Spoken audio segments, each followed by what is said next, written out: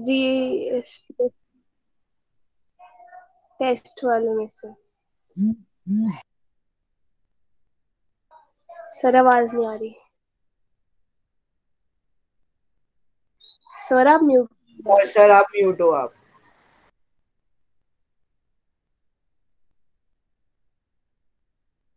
मैं कह रहा हूँ आपका नाम क्या है?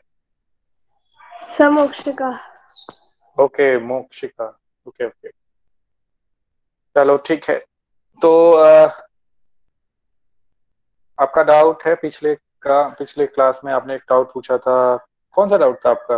आई थिंक आपने एंड में पूछा था ना, क्लास ओवर हो गई थी। आप क्लास डाउट नहीं क्लास में नहीं आई थी? सर, आप मुझे डाउट लगा क्लास में आई थी? 8:30 बजे तक है। ओके, चलो कोई बात नहीं। वही डाउट, वैसे डाउट आपने क्या बताया, बताइए फिर से डाउट। सर वो वाला जिसमें उसमें 50 रुपीज अर्न करते हैं। सर एक मिनट, मैं एक बार खोल लेती हूँ। चलो मीनवाइल और किसी बच्चे का डाउट है तो बताओ। मनोज कुमार, प्रणव। No sir.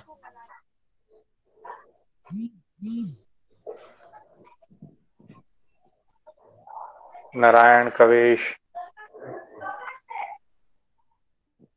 आप लोग अपने कैमरा तो ऑन कर सकते हो, एटलीस्ट कैमरा ऑन कीजिए सर सभी बच्चे। The poverty line in sir question number 12 JSTSC का। ओके, क्वेश्चन सर नंबर 12 क्या है? Question number 12। Sir, the poverty line in Dinanagar is set at 100 per capita per day. 500 hmm. people live in Dinanagar, of whom 50 earn 30 per capita per day and another 25 earn 80 per capita per day each. Everybody else earn तो more than 100. Okay, तो I think मैंने आपको थोड़ा hint तो दिया होगा ना इसके बारे में, कि ये आपका जो है कि कंपेयर मैथ से रिलेटेड है, कैलकुलेटिव पार्ट है, बताया था? So, नहीं याद है? ओके, तो जीएसटीएससी का जो पिछला पेपर हुआ था आप उसी से क्वेश्चन पूछ रही हैं, है ना? yes, sir. Okay, just wait, let me check. और सर एक question number 13। Okay, one by one हम लोग सॉल्व करेंगे। पहले ए वाला आपका देख लेते हैं कौन सा है। डीपीपी है या फिर ये आपका टेस्ट था? Sir test. Okay, test.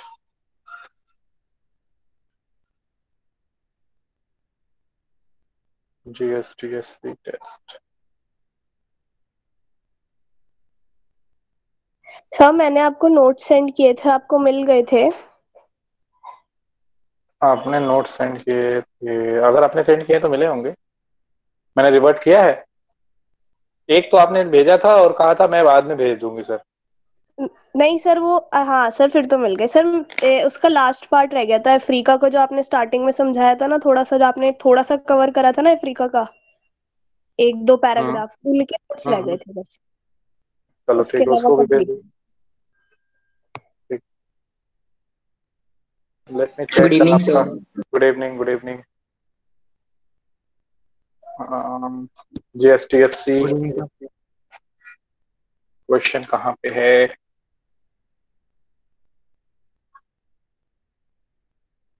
Just wait a minute, मेरे क्वेश्चन देख लेने दो।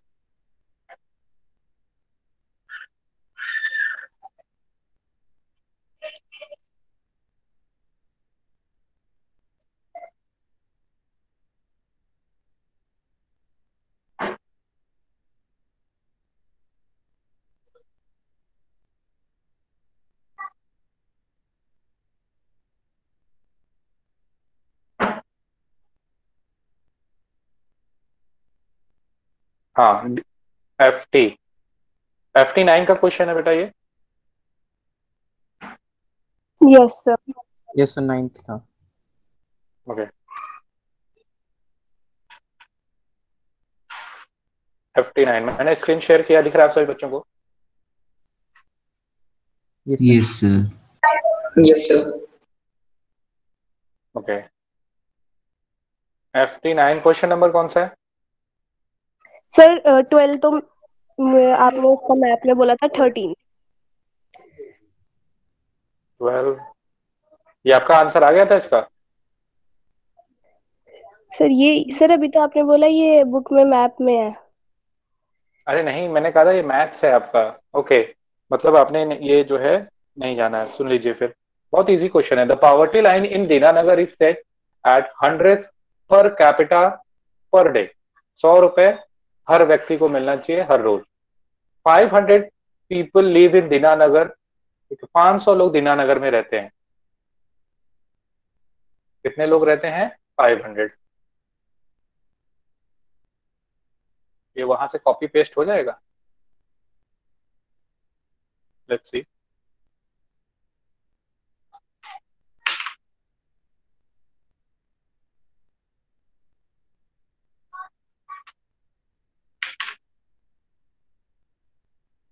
हो गया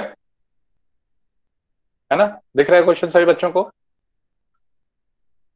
एम आई Yes, Audible? sir. Yes, sir. अब देखो Yes, क्वेश्चन sir. क्या है। The poverty Yes, line sir. In Dinanagar is set at 100 per capita per day. Okay, per capita per day मतलब 100 रुपए हर व्यक्ति को हर दिन मिलना चाहिए। अब 500 पीपल लिव इन दीनानगर। 500 लोग दीनानगर में रहते हैं। ओके, पॉपुलेशन कितनी है वहां की? 500। 100 पर कैपिटा, पर कैपिटा पर डे, यही है। अब यहाँ पे है, Yes, sir. हाँ, people live in Dinanagar to whom 50 and 30 पर कैपिटा पर डे। तो 50 लोगों को 30 मिलता है पर कैपिटा पर डे। तो 50 इंटू 30 कितना होगा? 1500। 1500. हाँ, पहला condition. 1500. And and another 25 earn 80 पर कैपिटा पर डे। 25 को कितना मिलता है? 80, है ना? तो 25 इंटू 80 कर देंगे तो कितना होगा? 2000 होगा। Sir, 2000. ये दूसरा कंडीशन है। Okay, everybody else earn more than 100 per capita per day. तो और जितने भी लोग हैं वो 100 rupees per capita per day at least तो पाते ही हैं। कितना? 100 रुपीज। तो यहाँ बताओ, 50 यहाँ पीपल हो गए, ओके, और 25। तो 500 में से 50 प्लस 25, 75 अगर माइनस कर दो, कितना आएगा? 425. Sir, 425. 425। ओके, 425 पीपल ऐसे हैं जो कि 100 रुपीज इनको मिल रहा है एटलीस्ट। तो कितना हो गया? 4200, 42,500 होगा। Yes, sir. ओके, सही जा रहा है ना? किसी को ऐसा तो नहीं लग रहा है कि डाउटफुल है या फिर कोई problem? Anyone No, sir, has any no kind of problem. Problem? No, No, sir. sir. होना होना कितना चाहिए था? 100 rupees per capita per day. कितने? 500 को। तो 500 को मिलना ऐसा चाहिए था 100 रुपीज। तो कितना हो जाएगा? ये फिगर होगा 50,000. 50,000। इतना तो मिलना ही चाहिए था। Yes, sir. बट ओके, मिल कितना रहा है? 42,500 मिल रहा है। Sir, एक जगह 46,000. 1500 मिल रहा है, एक जगह 2000 मिल रहा है। Total 46,000, sir. कितना हो गया? 46,000. 46,000। 50,000 माइनस 46,000, कितना रिमेनिंग था? 4,000. 4,000। 4,000. Minimum 4,000 गवर्नमेंट को करना पड़ेगा खर्च. ठीक है, कितना बचा? 4,000। 1000।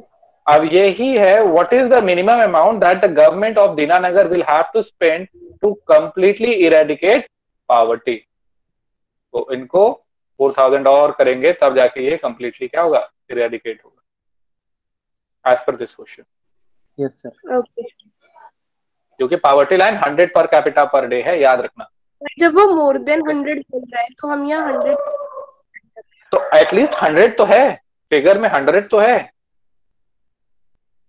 Okay okay, yes sir. तो और किसी बच्चे का कोई डाउट है तो बताओ।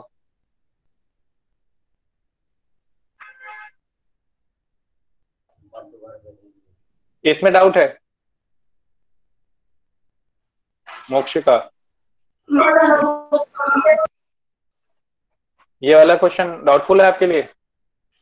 सर नहीं, ये नहीं था। एक मिनट सर, मैं Okay. नंबर चेक करती हूँ सर, एक मिनट। और कोई बच्चा बताओ, कोई डाउट है तो बताओ।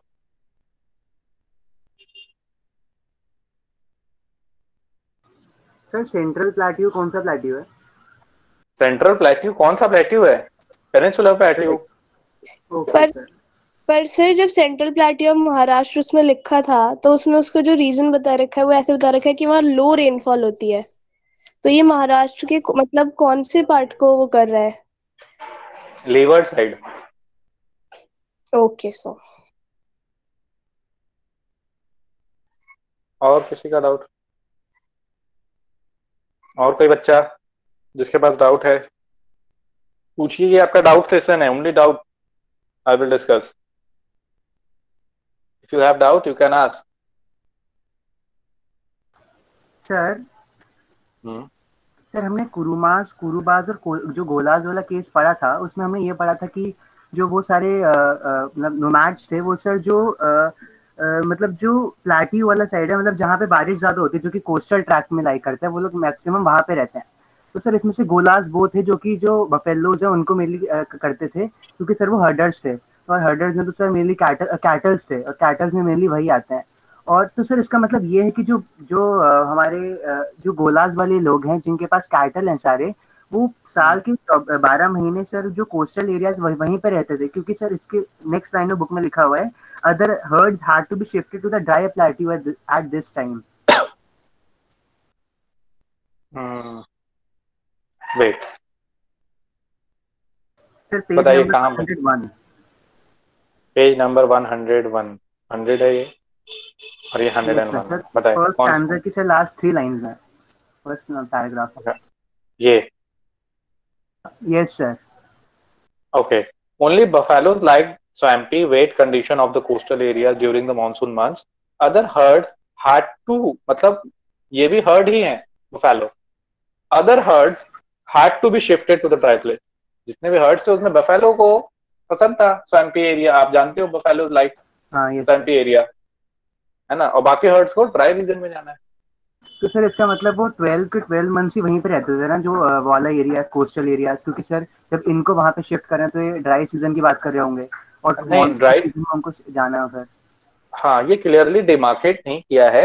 अब अगर बारिश भी हो रही है तो एक सर्टेन लिमिट तक बारिश को जो है कि कोई भी कैटल क्या करेगा, एक्सपीरियंस करना चाहेगा। ठीक है, ऐसा नहीं है कोई ऐसा भी है जानवर जो हमेशा बारिश बारिश में ही रहना चाहे, है ना। थोड़ा बहुत तो ठीक है कि लाइक करते हैं, बट हमेशा बारिश वाले एरिया में तो डिसलाइक करेंगे ना, कोई भी हो जानवर, कैटल, यस सर। सर है मतलब ना। बाकी चेंज कर दें ना, ये चेंज कम करता है अपना। ये काम कर। Yes sir.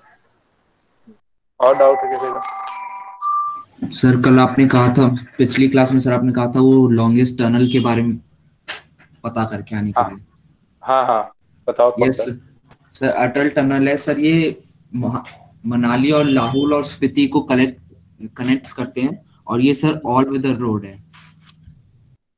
हाँ, लाहौल स्पीति का नाम है उसमें। Yes yes sir, Manali Lahaul Spiti ऊपर। Manali to Lahaul and Spiti. Very good, Manali to Lahaul Spiti, Lahaul very good. Spiti. ये क्या है, लार्जेस्ट हाईवे टनल है? Yes sir, largest highway tunnel. Long, ये लार्जेस्ट है लॉन्गेस्ट? Sir longest. लॉन्गेस्ट है। ओके, यहाँ पे यूज करेंगे word longest highway tunnel. Okay, चलो अच्छी बात है, आपने खोजा, वेरी गुड। और सर आपने जो कैलेंडर है वो भी पूछा था सर, जॉर्जियनी है जो नेट में मिला। यस ओके, साका एरा भी है? सर साका एरिया नहीं देखा मैंने। हिंदी कैलेंडर सर उसको तो जंत्री बोलते हैं। क्या बोलते हैं? जंत्री। तंत्री कहते हैं Saka era. Okay, just hold on. जंत्री कहते हैं, साका एरा है, चेक करो। हाँ सर साका सुना है, 1920 1921 की डेट्स लिखी होती है हिंदू कैलेंडर हाँ, एक पे। बार चेक, हाँ एक बार चेक कर लेना इसको, सर साका स्पेलिंग एरा। क्या होती है एक बार बता दीजिए। SAKAERA। Okay sir. और किसी का कोई डाउट? No sir. आप लोगों से क्वेश्चन मैं पूछूं अगर डाउट नहीं है तो, क्योंकि ये डाउट क्लास है तो we will sir. Particularly discuss. ये सब पूछिए सर। हाँ श्योर। सर। यस चलिए सर। देखते हैं, चलिए देखते हैं how many of you answer. कितने लोग तैयार कर रहे हैं। देखो एक बच्ची चली गई। Very good. सत्यम गोयल। सत्यम, मेरी आवाज आ रही है आपको? Satyam, you are not audible. Okay. Vanshika Tiwari. Yes sir. Very good. तो Vanshika, tell me about ITCZ। What do you know about ITCZ? Sir this is intra tropical convergence zone. Sir जो नॉर्थ की और जो साउथ की विंड्स होती है सर यहाँ पे आके मिलती है एंड सर इसी पॉइंट पे सबसे ज्यादा सनरेज होती है। ओके। सर इक्वेटर से सर 5 डिग्री नॉर्थ और 5 डिग्री साउथ सर्दर्न हेमिस्फीयर में होता है ये, बिकॉज सर वहीं पे सबसे ज्यादा रेज होती है सन की। ओके। और ये कहते हैं नॉर्थ ईस्ट ट्रेड विंड और साउथ ईस्ट ट्रेड विंड आके मर्ज हो जाते हैं यहाँ पे इंटर ट्रॉपिकल जोन में, सही कहते हैं? Sir please repeat sir. North east wind और साउथ ईस्ट विंड जो ट्रेड विंड है पर्टिकुलरली, वो आके मर्ज हो जाते हैं, कन्वर्ज हो जाते हैं यहाँ पे। तो ये क्या सही है? यस सर, सर वही मर्ज होते हैं सर इधर सर इक्वेटर के पास। ओके। और जेट स्ट्रीम क्या होता है?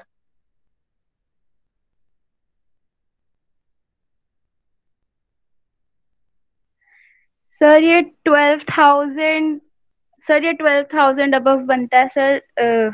Sir ground floor sir floor से सर ये अर्थ फ्लोर से 12,000 अबव बनता है सर। अपर एयर सर्कुलेशंस होती हैं सर इसमें।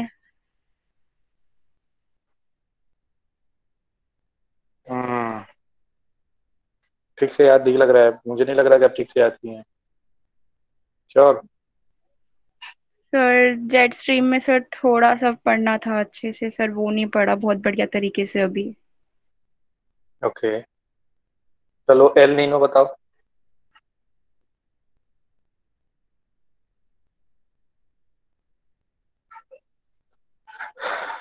एल नीनो याद है? वो भी पढ़ना है। तैयारी करो वंशिका अच्छे से, ठीक है? ईशान वशिष्ठ। सर वो एयर करंट्स सर जो कि पेरुवियन कोस्ट से फ्लो करती हैं। अच्छे से पढ़ो। Okay. Yes sir. Ishan Vashisht. Yes sir. Okay sir. Ishan आप बताइए, what do you understand by El Nino? Sir मैं एलिनो में डाउट है, मुझे अभी एलिनो समझ में नहीं आया। हाँ, क्या कह रहे हो? अभी सर एलिनो मैंने 20 क्लास छोड़ दी थी, तो सर मुझे अभी इससे पहले आपसे पूछना था, तो एलिनो मुझे समझ में नहीं आया अभी। तो आपने बीच में क्लास में छोड़ी? सर बीच में सर वो वहाँ पे थोड़ी स्टेबिलिटी हो गई, तो यहाँ पे घर में थोड़ा कंस्ट्रक्शन का वर्क चल रहा है, तो उससे थोड़ी इलेक्ट्रिसिटी की सप्लाई काटी गई थी, तो उस पर क्लास थी। अच्छा ठीक है, मैं और किसी बच्चे से एल नीनो पूछ रहा हूँ, ध्यान से सुनो। मानस, यस सर। एल नीनो क्या होता है? मेरी आवाज तो साफ आ रही है ना? हाँ बिल्कुल, क्या होता है एल ओके नीनो से? सर। एल नीनो सर एक फिनोमिनन है जो कि सर जो हमारा जो सदर्न हेमिस्फीयर है वहाँ पे जो पेरू कंट्री सर उसके आसपास ये हमारा देखा जाता है सर। जो एल नीनो इफेक्ट है वो उसमें ये होता है सर, जो पेरुवियन करंट है वो by nature sir cold current होता है। और सर ये जो साइंटिस्ट भी सर इसका रीजन नहीं जानते सर, किसी कारणवश ये जो कोल्ड करंट है ये हॉट एयर करंट में कन्वर्ट हो जाता है। और सर ये हॉट एयर करंट में कन्वर्ट हो जाता है तो इस एरिया में इंडिया से भी लो प्रेशर एरिया बन जाता है। तो सर जो मतलब जो ऑस्ट्रेलिया की साइड से इक्वेटर से क्रॉस करके इंडिया की तरफ जो विंड्स आनी चाहिए वो सर डिफ्लेक्ट होकर सर जो पेरू की तरफ भी सर वो वहां पहुंच जाती है। तो सर उस वजह से सर इंडिया का मानसून थोड़ा बिगड़ जाता है और सर आधी विंड्स वहां चली जाती है, आधी विंड्स हमारी कंट्री में रह जाती है। तो इस वजह से थोड़ा मानसून बेकार, थोड़ा मानसून खराब हो जाता है और ऐसा होता है। और सर इसको हम मेजर करने के लिए सर वहाँ पे एक दो जगह है सर, ऑस्ट्रेलिया में एक है। तो सर अगर वहाँ पे सर नेगेटिव आया टेम्परेचर तो मतलब एल नीनो है, और सर अगर पॉजिटिव आया तो मतलब लानिना है सर, लास्ट ईयर में मुझे कंफ्यूजन है नेगेटिव पॉजिटिव वाला। प्रेशर डिफरेंस अगर नेगेटिव रहता है जो है डार्विन और तहिती का, Yes, sir, तो Darwin। एल नीनो वीक, हाँ एल नीनो जो इफेक्ट है वो स्ट्रांग होता है, हाँ मतलब जो मॉनसून होगा इंडिया में वो वीक होगा। ठीक होगा। Yes sir. समान समझ में आया ईशान वशिष्ठ? Yes sir. चलो अर्णव आप बताओ। अर्णव, ये सत्यम ने यस कुछ सर। क्वेश्चन पूछा है। So, sir, I wanted to ask that why the deserts are located on western side of continent. Okay, who will answer this? Satyam Goyal. समय समय अच्छा, ईशान वशिष्ठ बताओ क्या होगा आंसर। सर वहाँ पे सब ऐसे साइड्स ऑफ द कॉन्टिनेंट में वो डेजर्ट इसलिए होते हैं क्योंकि जो ओशन करंट्स होते हैं वो जब नीचे से आते हैं तो नीचे अंटार्कटिका होता है, तो वहां से कोल्ड ओशन करंट्स आते हैं। तो जब वो ऊपर की तरफ आते हैं तो वहाँ पे तो जब वो कोल्ड होते हैं तो इवेपोरेशन नहीं हो पाता, तो जिसकी वजह से रेन नहीं हो पाती। जब रेन नहीं हो पाती है तो फिर तो वहाँ पे वाटर की कमी आ जाती है, जिसकी वजह से डेजर्ट बन जाते हैं वहाँ। हम्म, चलो अच्छा और बताओ, ये आपको किसने बताया Ishan? Who told you this? Sir पहले एक किसी ने बताया था, वो अभी याद नहीं आ किसने बताया था? रहा। हाँ सर पापा ने बताया था, हाँ पापा ने बताया था। अच्छा चलो ठीक है, देख लो। डेजर्ट वेस्टर्न साइड बनने के कारण क्या है?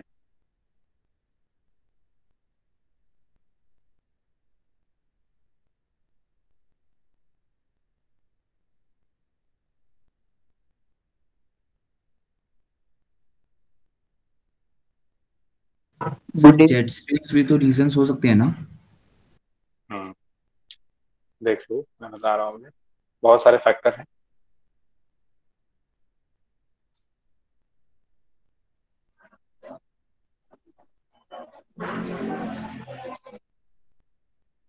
ये थोड़ा नीचे होगा।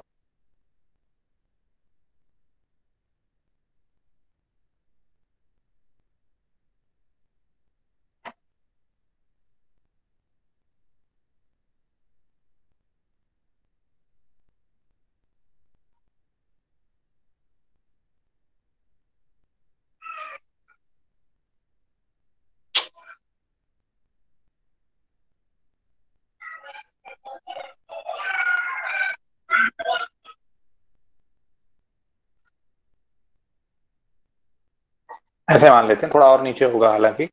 ओके, तो अब ये इक्वेटर पे आप जानते हो, यहाँ से जो ट्रेड विंड आती है नॉर्थ ईस्ट वाली, वो इस डायरेक्शन में आती है, और एक south east yes sir. Yes sir. इस डायरेक्शन में। तो जो मॉइस्चर कंटेंट होता है जब इस साइड से इस साइड आ रही है ट्रेड विंड, तो जो मॉइस्चर कंटेंट होता है विंड का वो कम होता है।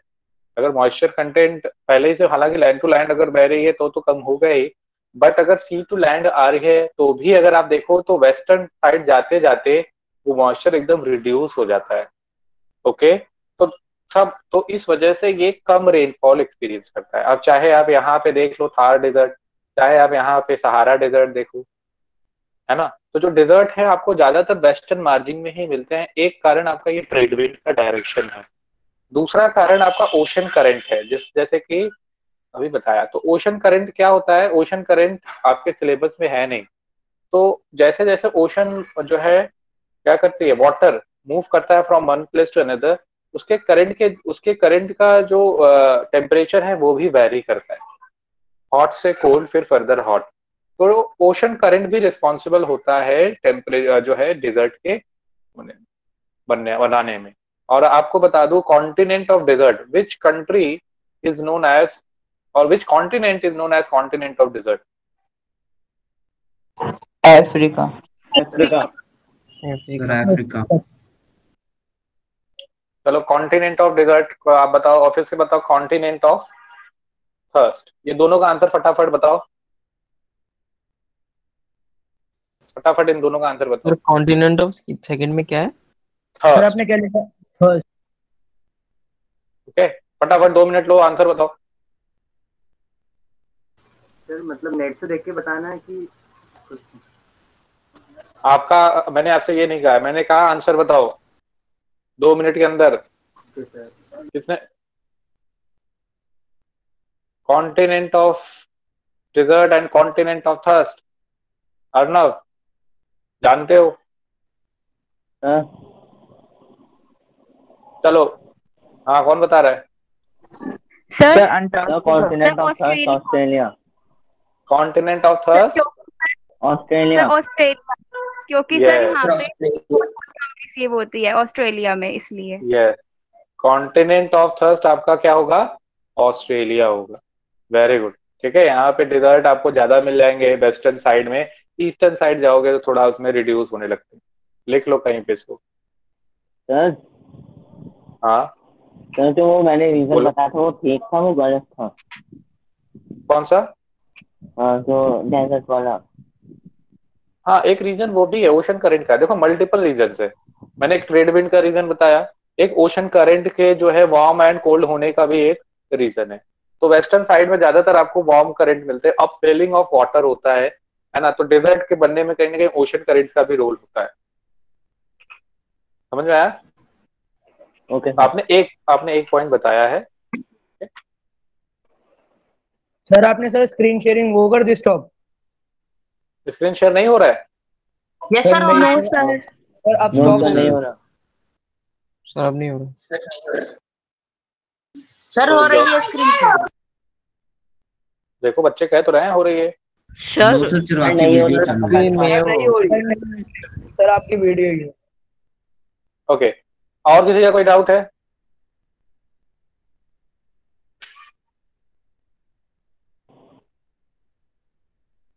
और किसी बच्चे का कोई डाउट है?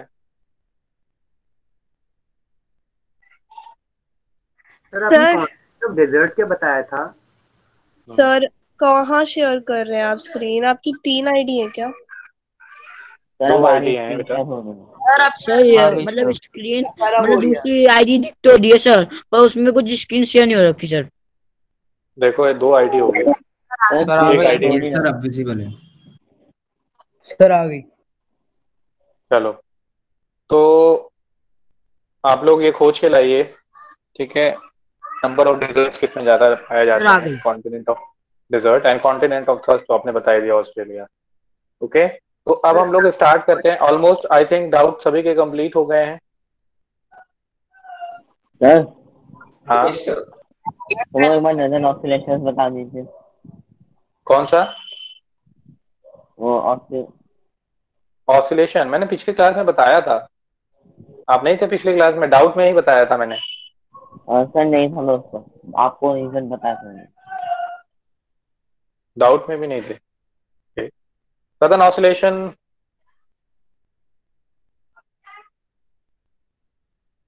ओके, तो सपोज ये वन डिलीट करते हैं।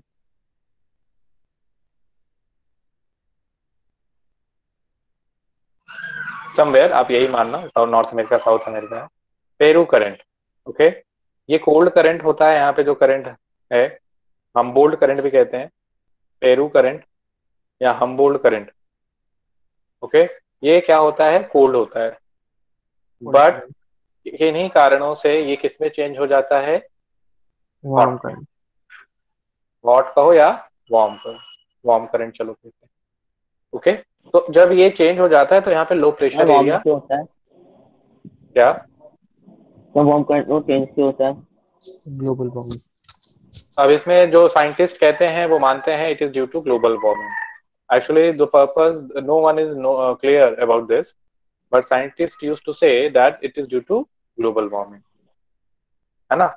अब यहाँ पे ये पेरू करंट जो है क्या हो जाता है? हॉट हो जाता है, वार्म हो जाता है, और यहाँ पे लो प्रेशर एरिया जो है स्टार्ट हो जाता है, बन जाता है। तो ऑस्ट्रेलिया में हाई प्रेशर है, आई यू नो। तो इवेंट आप जानते हैं एक नॉर्मल वे में हाई प्रेशर और लो प्रेशर में की तरफ जाती है, तो इस डायरेक्शन में पहले आपने पढ़ा जाती है। बट यहाँ पे जब लो प्रेशर कंडीशन क्रिएट हो जाता है ज्यादा, तो इवेंट इस डायरेक्शन में जाती है। तो ये ऐसा नहीं है कि ये हर बार ऐसा होता है, 2 साल 5 साल के बाद एक बार ऐसा होता है। तो विंड क्या होती है? ऑसिलेट करती है, कभी इस साल इधर तो कभी उधर। ओके, तो इसी को क्या कहते हैं, ऑसिलेशन, जो कि हो रहा है सदर्न पार्ट, तो सदर्न ऑसिलेशन, है ना। इक्वेटर के नीचे सदर्न ही होगा ना। Yes sir. Yes sir. Yes. चलो, तो आपका नेक्स्ट क्या है, टॉपिक है आपका पैस्टोरलिस्ट इन द मॉडर्न वर्ल्ड। अब सभी का डाउट क्लियर हो गया? Yes sir. Yes sir. Yes, sir. Sure? Yes sir, सारे डाउट्स क्लियर हो गए। Yes sir. Yes sir. चलो ठीक है, just give me a second. Okay, continent of deserts के बताते, एक बार दोबारा बता दीजिए। क्या? Continent of thirst, Australia. Desert. Desert find out करो। अच्छा, अब ओके इतना आसान क्वेश्चन भी आपको बताना है?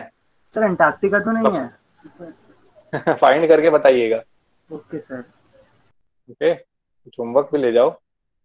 आ जाते अपने टॉपिक पे। हम लोग अफ्रीका में थे, मसाई के बारे में हम लोग पढ़ रहे थे, जो कि आपके मसाई कहाँ पे हैं, एग्जिस्ट कर रहे हैं, जो कि आपके केनिया और तंजानिया में। सर केनिया और तंजानिया। केनिया और तंजानिया, जो कि Kenya Britishers, Tanzania German, yes है ना। यस सर, उन्होंने जर्मन। ऑक्युपाई कर रखा है। अब इन्होंने जो वहां पे वेल कल्टिवेबल लैंड था, उसको प्रॉपरली क्या कर रहे थे, यूटिलाइज कर रहे थे। कल्टिवेबल लैंड को क्या कर रहे थे, प्रॉपरली यूटिलाइज कर रहे थे, और जो सेमी एरिड रीजन था वहां पे कन्फाइंड कर दिया इन पैस्टोरलिस्ट को।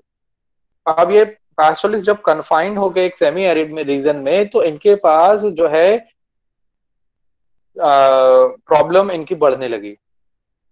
ठीक है, कैसे? क्योंकि पास्चर लैंड क्या होने लगे, डिक्रीज होने लगे। पास्चर लैंड डिक्रीज होने लगे थे, पास्चर खिलाने के पास्चर अवेलेबल नहीं थे जो कि वो कैटल्स को खिला सके। ओके, उनकी ओवरऑल जो कंडीशन थी वो डिटोरिएट होते जा रही थी डे बाय डे। ओके, और उसके ऊपर से रूल्स एंड रेगुलेशंस भी ब्रिटिशर्स के अलग से थे। Okay sir. सर जो मिसाई थे ये पैस्टोरलिस्ट ही थे? हाँ, मसाई पैस्टोरलिस्ट ट्राइबल पीपल। ओके, ठीक है सर। तो सर अब मतलब उसके ये बाद दूसरी जगह नहीं जाते थे, एक ही जगह रहते थे? नहीं जाते थे, पैस्टोरलिस्ट है ना, they will move from one place. अब उतना डिटेल में इनके बारे में उस तरीके से नहीं बताया गया है जैसे कि आपके हिमालय के केस में बताया गया था आपको। ओके, बस ये बताया गया है कि ये एक पैस्टोरलिस्ट हैं, ओके, जो कि हाँ, जो कि कॉलोनाइज होने के कारण प्रॉब्लम फेस करते हैं। ओके, अब हम इसमें तो सर जैसे लैंड भी तो था, क्या बहुत था? कल्टीवेशन वाला लैंड भी तो था। लैंड सारा आपने पढ़ा ना कि वो मसाई के जो भी पहले क्या थे, पॉलिटिकली बहुत डोमिनेटिंग क्लास थे, बट वो सारा क्या हो गया, एनक्रोच कर लिया इन्होंने, ब्रिटिशर्स एंड जर्मन्स ने। हाँ, ब्रिटिशर्स, वो कॉलोनियल पीपल ऐसे कह लो यहाँ पे, कॉलोनियल। ठीक है सर, तो मतलब ये भी पैस्टोरलिस्ट ही थे। ठीक है, ट्राइबल पैस्टोरलिस्ट। अब यहाँ पे आते हैं पैस्टोरलिस्ट में, मैंने ये पोर्शन करा दिया है। ग्रेजिंग लैंड गॉन, ये मैंने डिस्कस किया था आप लोगों से। यस, उसका अभी रीडिंग थी शायद। यस सर, वही तो अभी आपने कहा। हाँ, रीडिंग हो गया था इसका, आई थिंक हो गया था ना। यस सर, शायद हो गया था। लास्ट पैराग्राफ रीडिंग नहीं हुआ सर, लास्ट पैराग्राफ नहीं हुआ, बट आपने समझा दिया था इसे। सर आपने अच्छे से समझा दिया था कि वहाँ पे नेशनल पार्क्स बन गए थे और पास्चर्स खत्म हो गए थे। अच्छा अच्छा, एक मिनट, तो यहाँ पे यहाँ से आ जाते हैं एक बार, रीडिंग वाला पोर्शन यहाँ से कर लेते हैं। From the late 19th century, okay, तो लेट 19th सेंचुरी में आप देखोगे कि British colonial government in East Africa also encourage local peasant communities to expand cultivation। I think ये बताया है मैंने। लोकल पीजेंट कम्युनिटीज को क्या था कि एक्सपैंड करी। देखो ये इकोनॉमिकली, ये भी बता दिया, agriculture neighbour both economically and politically क्या थे, वो डोमिनेटिंग ग्रुप थे, but over a period of time उनकी सिचुएशन क्या हो गई, रिवर्स हो गई। अब देखोगे कि यहाँ पे जो बड़े बड़े ग्रेजिंग लैंड थे उसको जो है उन्होंने क्या किया, नेशनल पार्क में चेंज कर दिया। मसाई मारा संबारू नेशनल पार्क, केनिया में क्या कर दिया इसको, केनिया में इसको नेशनल पार्क बना दिया। ग्रेजिंग लैंड है वहां पे नेशनल पार्क बना दिया, और फिर नेशनल पार्क बन जाएगा तो कि वहां पे उसके फिर रख रखाव और उसके ओवरऑल जो है केयर बढ़ जाएगी, वहां पे एंट्री नहीं देंगे, है ना। तो नेशनल पार्क में चेंज कर दिया। फिर सेरेंगेटी पार्क, ये भी एक तरह का नेशनल पार्क बनाया, कहाँ पे इन्होंने, तंजानिया में। तो मसाई मारा सांबोरू नेशनल पार्क इन्होंने बनाया केनिया में, और सेरेंगेटी पार्क बनाया इन्होंने तंजानिया में। एनटीएससी में पूछा जा सकता है, हाँ पूछा जा सकता है एनटीएससी में। तो अब ऐसे नेशनल पार्क में यू नो ऑलरेडी कि वो अगर कोई चीज को नेशनल पार्क बना रहे हैं तो obviously they will not allow anyone to enter into it. तो यहाँ पे इन्होंने भी ऐसा ही किया, रूल्स एंड रेगुलेशंस बनाए, रूल्स एंड रेगुलेशन बनाएंगे, और ये पीपल जो यहाँ पे हैं अब pastoralist, they will not be allowed to enter in that particular area, है ना? तो यस सर एक बार इसको रीड करो, then I will discuss. Who will read this paragraph? तो मैं रीड रीड करो। वैभव, आई थिंक पिछले क्लास में आपने पढ़ा था ना? पिछली क्लास में था ही नहीं। ओके, तब पढ़ो। The large area of the clearing were also turned into the game reserves like the Masai Mara and the Samburu National Park in the Kenya and the Serengeti Park in the Tanzania. Pastoralists were not allowed to enter those reserves. They could not neither hunt the animals nor graze the herds in these areas.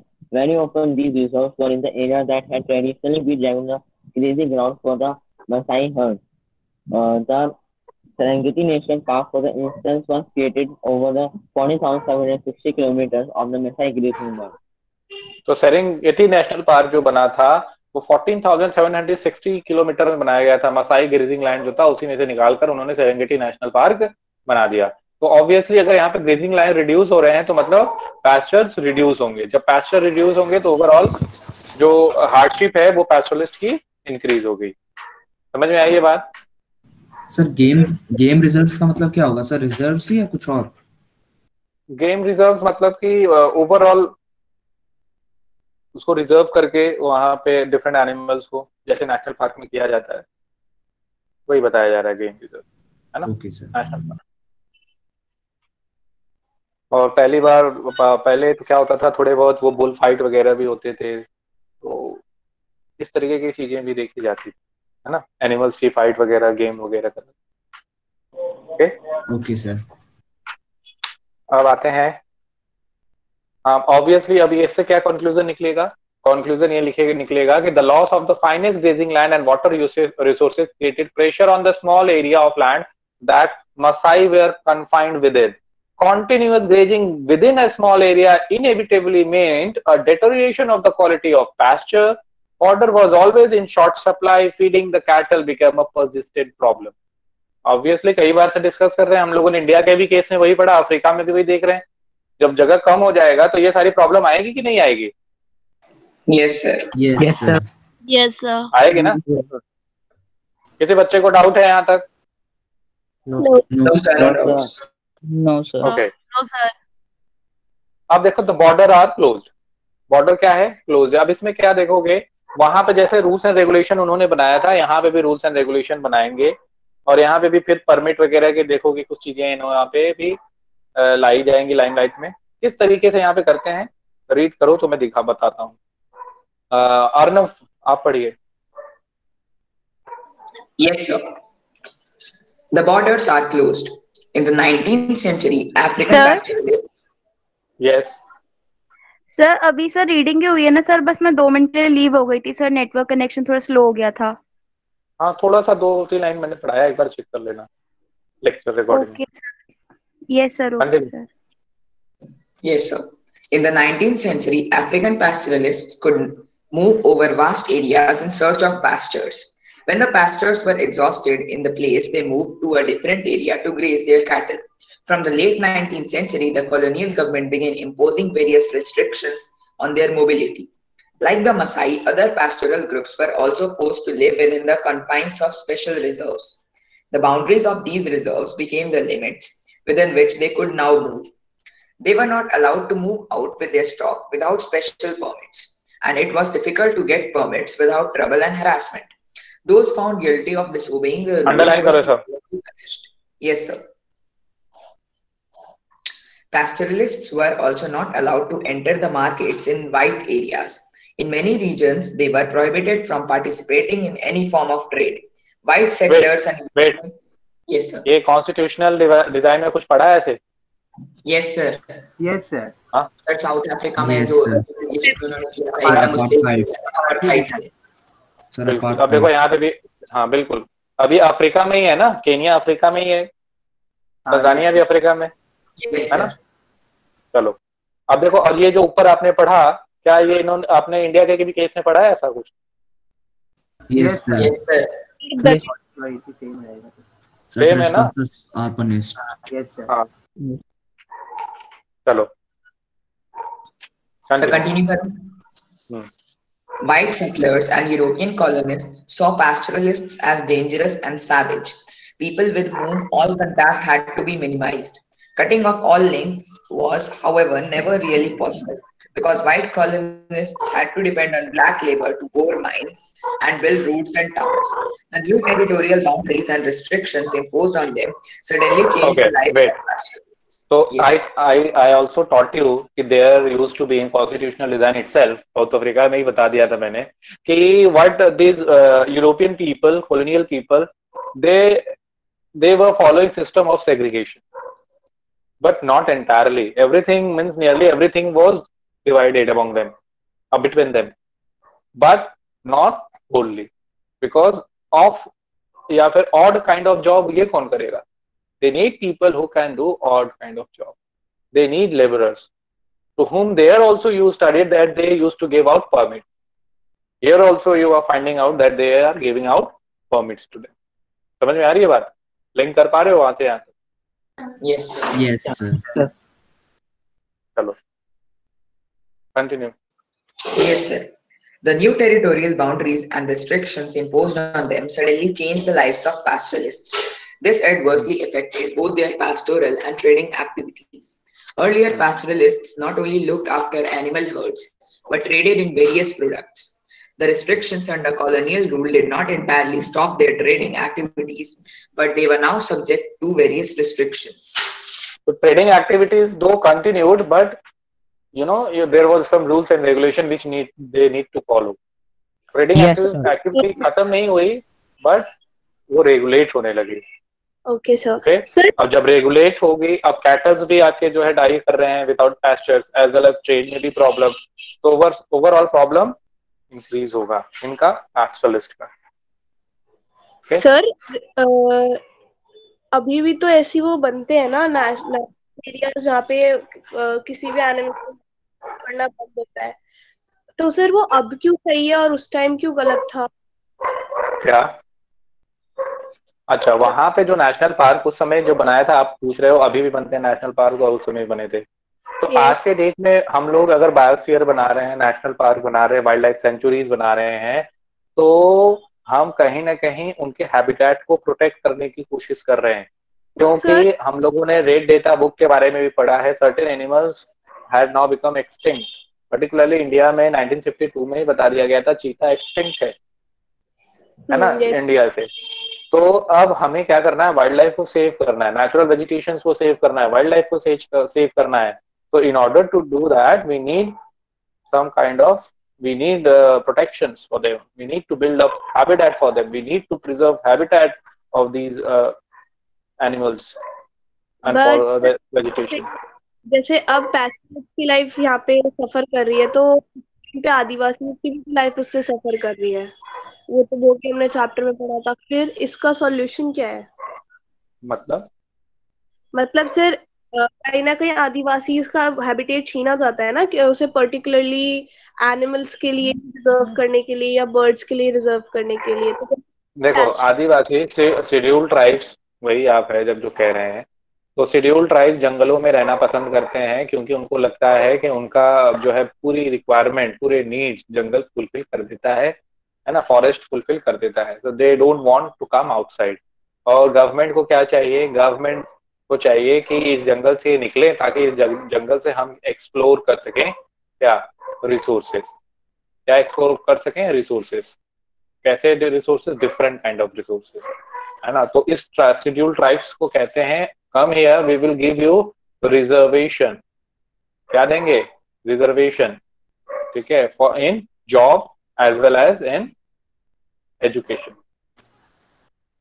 Okay, job and education में reservation मिलेगा, as well as for contesting election also you will see reservation for yourself.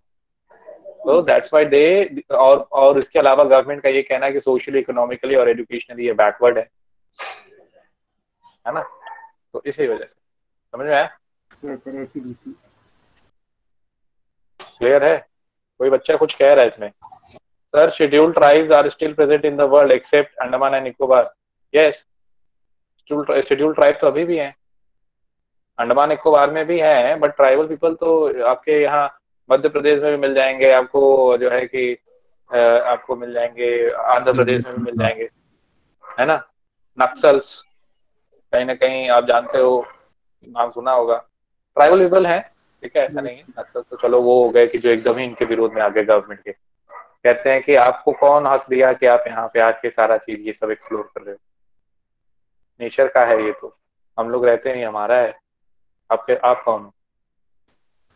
Okay. तो sir फिर अभी आदिवासी की life effect हो रही है, तो उसका कंपनसेट इतना हो पा रहा है कि हमने तो चैप्टर में पढ़ा था, वो लोग बहुत सफर करते हैं, तो इतनी थोड़ी बहुत रिजर्वेशन देने से क्या वो कंपनसेट हो जाता है? अब देखो, क्या सही है क्या गलत है ये तो आप जज करिए उसको, है ना। हर चीज की अपनी अच्छाई और बुराई होती है, इस चीज की भी है। ओके, आज का डेट, आज का जो गवर्नमेंट है, जो आपकी गवर्नमेंट है, कोई बाहरी गवर्नमेंट नहीं है, यहीं के लोग हैं, इलेक्ट होके जाते हैं और रूल कर रहे हैं। ओके, तो अपने ही लोगों का बुरा नहीं करेंगे। और कहीं ना कहीं अब जब डेवलपमेंट पाथ पे सभी कंट्री चल रही हैं, तो इंडिया को भी चलना होगा, अदरवाइज सबसे पीछे रहेंगे, और ऑब्वियसली आज के डेट में भी है। और डेवलपमेंट का जो नोशन है वो वेस्टर्न कंट्रीज का है, आगे बढ़ना है, आगे बढ़ना है, आगे बढ़ना है, किससे आगे बढ़ना है ये अभी क्लियर नहीं है, एक दूसरे से आगे बढ़ना है। ओके, एक सबसे बड़ा हो गया यूएस, और बाकी सब उसके पीछे पीछे, ये यूएस जैसा, यूएस की तरह, है ना, पावरफुल सुपर पावर, और यूएस फर्दर और आगे। तो डेवलपमेंट इसी तरीके से हो रहा है, चल रहा है, गुड है। सभी को इक्विटेबल डिस्ट्रीब्यूशन ऑफ रिसोर्सेज होना चाहिए, सभी का सोसाइटी में अपलिफ्टमेंट होना चाहिए। ओके, अब आप धीरे धीरे जब आप पढ़ोगे, जैसे जैसे आपकी सोशल नॉलेज इंक्रीज होगी, आप चीजों को समझ, हर चीज की अपनी अच्छाई बुराई है। डेवलपमेंट के चलते ही आज हम क्लाइमेट चेंज जैसी फिनोमेना को देख रहे हैं, फेस कर रहे हैं। ओके, ग्लोबल वार्मिंग हम देख रहे हैं, ये किस लिए हुआ? डेवलपमेंट, सिर्फ डेवलपमेंट डेवलपमेंट। आज अगर ओजोन लेयर डिप्लीशन हो रहा है, तो क्या ऐसा क्या था एनवायरमेंट में जिसने कि ओजोन लेयर को डिप्लीट किया? कोई ऐसा प्रोडक्ट बना था, कोई ऐसी मशीन की वजह से चीजें बनी थी, कोई ऐसी गैस है ना, जिसकी वजह से ऐसा तो नहीं हो रहा है? हाँ है। वो किसकी वजह से हुई? डेवलपमेंट की वजह से हुई। बहुत सारी चीजें हैं इसमें, आप इसको सोच, इस हर चीज के, जैसे मैंने बताया ना, प्रॉस एंड कॉन्स, इसका भी है। इसको आप सोचिए, समझिए, और अपने हिसाब से जस्टिफाई करिए कि क्या सही है क्या गलत है ना। जो आपको लगता है सही है उसको सही मानिए। ओके, इस केस में, ओके, इस केस में आपको जो लगता है, ऐसा नहीं हर चीज केस में आप, क्योंकि आपके पास अभी उतना नॉलेज है नहीं, आप अभी उस लेवल पे हो नहीं कि आप चीजों को बता सको क्या सही है क्या गलत है। हाँ, मुझसे अगर पूछोगे कि सर बताइए आपको क्या लगता है क्या सही है क्या गलत है, तो डेवलपमेंट होना चाहिए विथ एन ह्यूमन फेस। सबका डेवलपमेंट होना चाहिए, जो जैसा चाहता है उसको वैसा मिलना चाहिए, है ना। Yes sir. चलो, समझ में आया आप सभी बच्चों को? Yes, sir.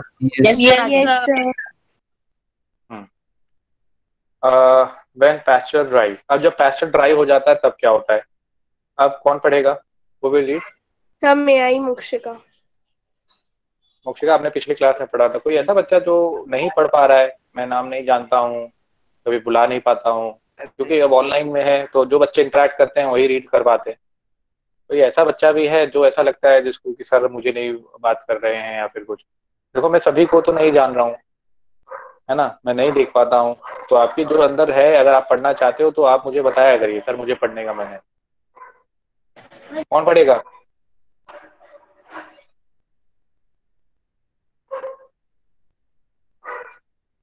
प्रथम आनंद, यस सर। रीड करो।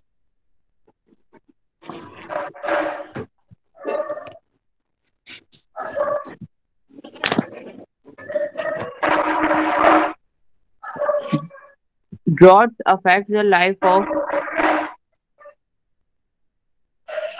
Yes, drought affect the life of pastoralists everywhere. everywhere. When rain fails and pastures are dry, cattle are like to stay unless they can be moved to area where forage is available. That is why traditionally pastoralists are nomadic. They move from place to place. This nomad allowed them to survive bad times and avoid crisis.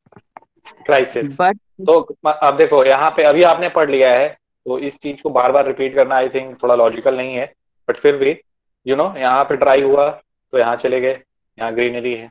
तो आप जानते हो अब season का change होता है हर जगह, तो कभी यहाँ ड्राई है तो कभी यहाँ ड्राई है, या फिर अगर मान लो यहाँ ड्राई हो गया, यहाँ पे भी ड्राई हो रहा है, यहाँ पे चले आए, कोई तो ऐसा रीजन होगा जहाँ पे ग्रीनरी होगी।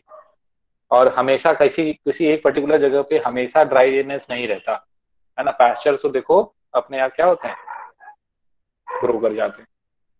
ओके, तो in order to avoid crisis, in order to sustain their life, pastoralists used to move from one place to another in search of livelihood. Okay, continue. Sir forage का meaning क्या होता है? Forage जो खाते हैं वो order. Okay sir, continue. But from the colonial period, the Maasais were bound down to a fixed area confined with a reserve and prohibited from moving in search of pastures. They were cut off from the best grazing land and forced to live within a semi-arid tract prone to frequent droughts. Since they could not shift their cattle to places where the pastures were available, large number of Maasai cattle died of starvation and diseases in the years of drought. In these years of drought. An inquiry in 1930 showed that Maasai in Kenya possessed 37,20,000 cattle, 8,20,000 sheep, and 1,71,000 donkeys in just 2 years of severe drought 1933 and 1934. Over half the cattle in the Maasai reserve died. तो देखा गया, और जैसे अब मैंने आपको बता ही दिया कि प्रॉब्लम है, तो प्रॉब्लम है तो इसका क्या रिजल्ट होगा कि कैटल्स लार्ज नंबर में क्या होंगे, डाइड होंगे। और यहाँ पे दिखाया गया 7,20,000 कैटल थे, 8,20,000 शिप, 1,70,000 डोंकी। ओके, और देखा गया 1933-34 में ये ऑलमोस्ट हाफ हो गए। ओके, ऑलमोस्ट क्या हो गए थे, हाफ हो गए थे। तो अब जब हाफ हो रहे हैं, जब कैटल्स मर रहे हैं, तो ऑब्वियसली बहुत सारे ऐसे पैस्टोरलिस्ट होंगे जो ये गिव अप कर देंगे पैस्टोरलिज्म, है ना, या तो फिर ट्रेड में ही अपने आप को इन्वॉल्व कर लेंगे, या तो फिर अपने आप को लेबरर में चेंज कर लेंगे, लेबर काइंड ऑफ वर्क करेंगे। समझ में आ रही है बात? Yes sir. सर एक तरफ से सर ब्रिटिशर्स नेशनल पार्क्स वगैरह बना रहे हैं उनको सेव करने के लिए, और एक तरफ से सर इनको ऐसे मरने के लिए छोड़ दे रहे हैं। नहीं, वेट। नेशनल पार्क अभी जो ब्रिटिशर्स वहां पे बना रहे हैं, वो अपने जो रिजर्व फॉरेस्ट रिजर्व करना चाहते हैं, वो उस लिए बना रहे हैं वैल्यूएबल टिम्बर्स को। आज के डेट का नेशनल पार्क जैसा नहीं है। वहां पे गेम रिजर्व भी है, वहां पे मारा भी जा रहा है लोगों को, है ना। मारना आपने पढ़ा होगा, forest society and colonialism, it was a big game, है ना। तो वहां पे गेम रिजर्व है तो उसमें मारने का भी काम कर। ब्रिटिशर्स के नेशनल पार्क को अभी के नेशनल पार्क से आप कंपेयर ना करें। Not all are equally, all were equally affected, सभी लोग इक्वली अफेक्टेड नहीं थे। ओके, अब देखो अब क्या है कि अब यहाँ पे एक मसाई, जो मसाई लैंड में जो मसाई है, इनके सोसाइटी के बारे में डिस्कस किया जाएगा। इस सोसाइटी में लोग किस तरीके से रहते थे, यंगर्स का क्या काम था, ओल्डर्स का क्या काम था, एल्डर्स का, एल्डर्स। ओके, तो अब यहाँ पे जैसे एक सिस्टम देखते हो कि जो ओल्ड पीपल हैं वो क्या करते हैं, वो डिसीजंस लेते हैं, ठीक है, मेजर डिसीजंस लेते हैं। और ये जो यंगर पीपल हैं ये क्या करते हैं, ये अपने पहली बात अपनी कम्युनिटी को, और उसके बाद दूसरों पे रेड करेंगे, दूसरों के जो है कैटल्स पे रेड करके अपना जो है ओवरऑल जो एक्सपेंशन है, ओके, अपने ओवरऑल एक्सपेंशन को बढ़ाएंगे। सर आपकी आवाज चली गई। सर आपकी आवाज चली गई। सर आपकी वॉइस ब्रेक हो रही है। सर ब्रेक नहीं हो रही, बस बीच सर बीच में फिर आवाज आने बन जाती है। वेट करो, अभी आवाज आ रही है? Yes sir. Yes sir. Yes, sir. चलो, not all were equally affected. Read करो, क्या है ये, कौन रीड करेगा? सर कैन आई? कौन बच्चा? नाम सर बताओ। सर लव्वे। नारायण पढ़ो, Narayan. Yes, sir. Not all were equally affected. In Maasai land, as elsewhere in Africa, not all pastoralists were equally affected by the changes in the colonial period. In pre-colonial times, Maasai society was divided into two social categories, elders and warriors.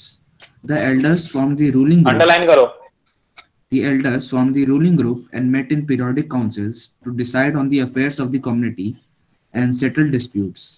The warriors consisted of younger people, mainly responsible for the protection of the tribe. They defended the community and organized cattle raids. Raiding was important in a society where cattle was wealth. It is देखो through अब यहाँ पे क्या है, younger people क्या कर रहे हैं, कैटल को की रेड कर रहे हैं, क्योंकि कैटल क्या थे, वेल्थ थे उस समय। तो ज्यादा से ज्यादा कैटल में ज्यादा से ज्यादा प्रॉस्पेरिटी, वेल्दीनेस। तो जो यंग पीपल थे एक दूसरे के कैटल पे क्या करते थे, वो रेड डालते थे। समझ में आई बात? yes, yes sir. और जो इनके एल्डर्स थे वो ओवरऑल डिस्प्यूट्स को सेटल करना, ओवरऑल कम्युनिटी के अफेयर्स कैसे चलते हैं, चलने चाहिए उसको देखना, तो ये एल्डर्स करते थे। तो कैटेगरी वेल डिफाइंड कैटेगरी है। सर रेड करना मतलब उनकी रक्षा करना ना। रेड करना मतलब अटैक करना। तो सर उन पे अटैक क्यों करते थे? अटैक दूसरे कम्युनिटी पे जिनके पास कैटल है, उसमें से रेड करके कैटल अपने में जोड़ लेना। Okay sir. चलो रीड करो। It is through raids that the power of different pastoral groups was asserted. Young men came to be recognized as members of the warrior class when they proved their manliness by raiding the manliness by raiding the cattle of other pastoral groups and participating in wars. तो participate करना, war में participate करना और kettles को red करना, यही अपना manliness है कि हमारा ग्रुप बहुत स्ट्रांग है, हमारे यहाँ के मैन बहुत स्ट्रांग है, देखो हम लोग सर्वाइव अच्छे से कर रहे हैं। तो एक दूसरे में क्या रहते थे, फिर एक तरीके से conflict type kind of thing था, है ना? Yes, sir. Yes, sir. और उसमें देखोगे उनके जो they were subject to the authority of the elders.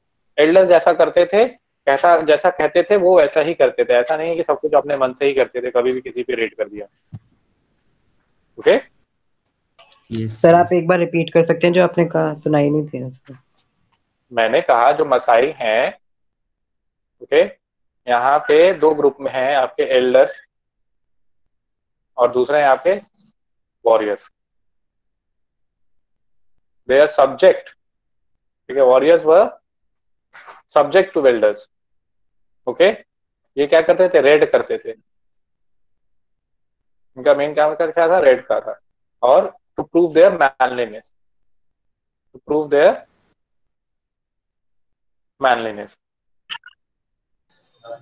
और ये एल्डर्स क्या करते थे, अफेयर्स ऑफ कम्युनिटी को देखते थे। कम्युनिटी का जो भी अफेयर्स है, मेजर डिसीजन है या डिस्प्यूट है, उसको देखते थे। आप समझ में आया? Yes sir. अब ऐसे सिस्टम को कैसे जो है देखा जाए, कैसे इसको तोड़ा जाए, क्योंकि ये थोड़ा स्ट्रांग दिख रहा है। ब्रिटिशर्स भी अब इसमें दिमाग लगाएंगे। अब यहाँ पे ये क्या करेंगे, एक चीफ को अपॉइंट करेंगे टू डिफरेंट सब ग्रुप ऑफ मसाई। एक चीफ रहेगा और वो उसको रिस्पॉन्सिबल कर देंगे कि हमारी तरफ से ये चीफ देखेगा ट्राइब के अफेयर्स को, है ना। तुम मेरी तरफ से देखोगे चीफ, तो चीफ एक बन जाता है। ये यहाँ पे एल्डर्स वाला जो ये सिस्टम, इसको क्या करना है, कोलैप्स कराना है।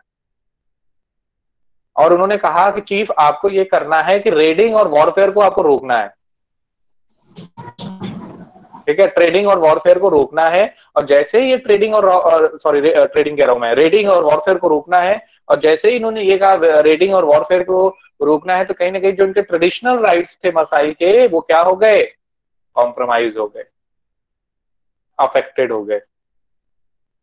समझ में आ रही है बात। ब्रिटिशर्स के पास पावर है, उन्होंने उसी में से एक जो है एक पकड़ा, कहा कि आप चीफ हो, ओके, क्या कहा, आप चीफ हो। अब आप चीफ हो तो ये याद रखना कि जो रेडिंग है और वॉरफेयर है उसको रिड्यूस कराओ, ये आपका काम है। और जैसे ही ये सिस्टम आया तो एल्डर्स और वॉरियर का जो ओवरऑल ट्रेडिशनल वर्क था, जो अथॉरिटी थी, वो क्या होती है, डिक्रीज हो जाती है ना। अब ये चीफ को भी देखोगे, कॉलोनियल गवर्नमेंट ने जिसे अपॉइंट किया है, वो भी क्या करेगा, over a period of time अपने वेल्थ को इंक्रीज करता चला जाएगा, है ना, क्योंकि उसको सपोर्ट किसका मिल रहा है, ब्रिटिशर्स का मिल रहा है, या फिर कॉलोनियल पीपल का मिल रहा है। ऐसे कहो, कॉलोनियल पीपल का जब उनको सपोर्ट मिल रहा है तो वो क्या करेंगे, उसी सपोर्ट के जरिए वेल्थ क्रिएट करेंगे अपने लिए वेल्थ क्रिएट करेंगे, अपने लिए एनिमल्स, गुड्स, लैंड खरीदेंगे, है ना, जिसको जरूरत है उसको थोड़े बहुत पैसे वगैरह दे देना, टाउन में अपने घर बनवा लेना, है ना। तो इस तरीके से अपने आप को वहां पे क्या करना, इस्टेब्लिश करना। ये कौन कर रहा है अपने आप को इस्टेब्लिश वहां पे, सर चीफ। और जब कभी भी प्रॉब्लम, हाँ, कभी भी कोई ज्यादा प्रॉब्लम आती थी तो उस समय ये बड़े अच्छे से मैनेज कर लेते थे, मतलब सर्वाइव कर पाते थे अच्छे तरीके से, है ना। तो इनके पास दोनों पैस्टोरल और नॉन पैस्टोरल इनकम हो गया। क्यों, क्योंकि चीफ बने इसलिए। इन्होंने ट्रेड करना शुरू किया, जमीनें खरीद ली, कैटल्स, इनके कैटल्स थे वो उनके वाइफ्स और चिल्ड्रन घर पे देख रहे हैं, टाउन में इन्होंने अपने आप को स्टैब्लिश कर लिया। तो ओवरऑल इनकी over a period of time इनकी वेल्थीनेस क्या हो गई, फर्दर इंक्रीज हो गई। और जबकि ये क्या थे, मसाई का ही एक पार्ट थे। Yes sir. Sir, it like that everyone that gets power misuse it. Yes. आपको भी मिलेगा, आप भी मिसयूज करोगे। जो इसको नहीं मिलता है वो कहते हैं कि ये पावर में जो है वो सही पावर में नहीं है। अभी तक मतलब अगर आप हिस्ट्री पढ़ोगे तो आपको यही आप कंक्लूजन मिलेगा। जिसके पास पावर आ जाता है वो क्या हो जाता है, करप्ट हो जाता है। करप्ट। अब वो मैक्सवेलियन रॉबर्टसपियर रहा हो, रशियन रेवोल्यूशन में कौन था, सर लेनिन रहा हो। अभी फिर आप देखोगे आगे नाजी में हिटलर भी आ जाएगा। हाँ, हिटलर को भी देखोगे तो पहले तो काफी जो है लोगों को प्रभाव करता रखता था। हाँ सर, हिटलर तो पावर से पहले भी ऐसी आइडियोलॉजी रखता था, बस वो दिखाता नहीं था। अरे तो जो दिखा ही नहीं तो पता कैसे चल गया, दिखेगा। अब पावर में आओगे तभी तो आपकी रियलिटी दिखेगी, क्या आप जो कहते हो एक्चुअल में आप उसको करते हो या नहीं करते हो। चलो, इट्स ऑल अबाउट पावर। आप जब पढ़ोगे तो आप धीरे धीरे और समझते चले जाओगे। अब इस पैराग्राफ को कंप्लीट करो। कौन पढ़ रहा था? सर चीफ कौन होता था? जो मसाई लोग उनमें से होता था ना? एक जो है पोस्ट थी जो ब्रिटिशर्स, हाँ, मसाई में जो है जो होता था उन्हीं को बनाते थे वो चीफ, है ना। कंटिन्यू करो, कौन पढ़ रहा था? सर द चीफ से कंटिन्यू करना है कि to administrators? To administrators. To administer the affairs of the Masais, the British introduced a series of measures that had important implications. They appointed chiefs of different subgroups of Masai, who were made responsible for the affairs of the tribe. The British imposed various restrictions on raiding and warfare. Consequently, the traditional authority of both elders and warriors was adversely affected. The chiefs appointed by the colonial government often accumulated wealth over time. They had a regular income with which they could buy animals, goods, and land. They lent money to poor neighbors who needed cash to pay taxes. Many of them began living in towns and became involved in trade. Their wives and children stayed back in the villages to look after the animals. These chiefs managed to survive the devastation of war and drought. They had both pastoral and non-pastoral income. they could buy animals when their stock was depleted. But the ठीक life है, history, यहाँ तक समझ में आया सभी बच्चों को? yes, sir. Yes, sir. Same चीज जो आपने क्लियर है ना? चलो, Yes, sir. Yes, Yes, sir. Yes, sir. हाँ, हम नेक्स्ट कंटिन्यू करो, फिर डिस्कस करते हैं. but the life ऐसा, history, wait, someone else will read. Bhumika Upadhyay, आप पढ़िए. भूमिका उपाध्याय, आप पढ़िए. मोहम्मद साजिद, आप पढ़िए. स्ट्रेंज, ये बच्चे कर क्या रहे हैं?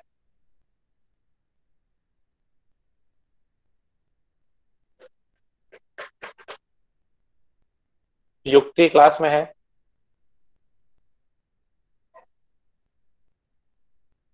यशस्वी शर्मा, यशस्वी शर्मा, नमन मित्तल. अच्छा, बच्चों Yes, से sir. क्लास आप रीड Yes, करो. sir. Yes, sir.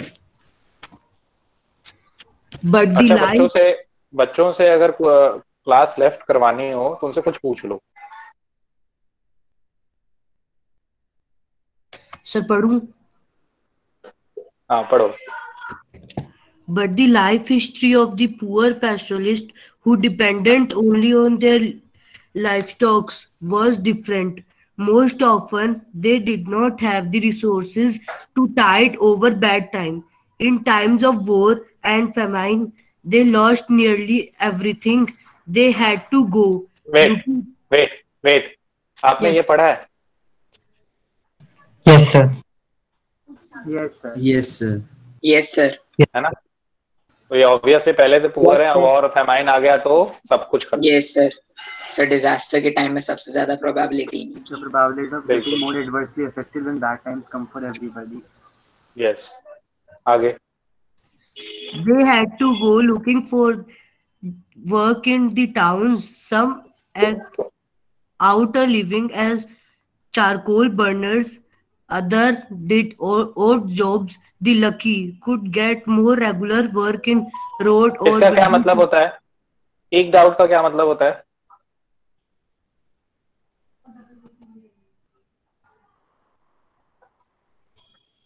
मानस, ई की ई के ई ई एक डाउट का क्या मतलब है?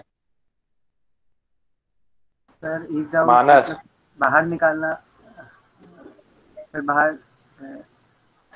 बाहर निकालना, गेट आउट. तो मतलब सर ढूंढने जाना.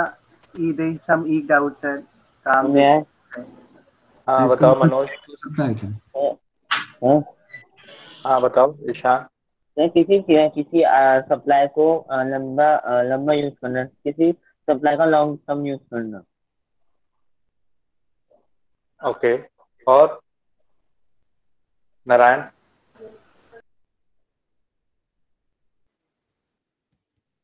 सर मुश्किल से अपना सर जैसे मतलब मैं बताऊं, किसी तरीके से अपने आप किसी को तरीके से अपने आप का जीवन बिताना. जीवन दाना. बिताना. Yes sir. ठीक है. Sir living on bare subsistence. सब व्यतीत करना, जैसे Bare जीवन substance. व्यतीत करना. Very good, continue. The social change in Maasai society occurred at two levels. First, the traditional differences based on age between the elders and warriors was disturbed, though it did not break down entirely. Second, a new distinction between the wealthy and poor pastoralists developed. तो दो तरीके से society में changes आते हैं.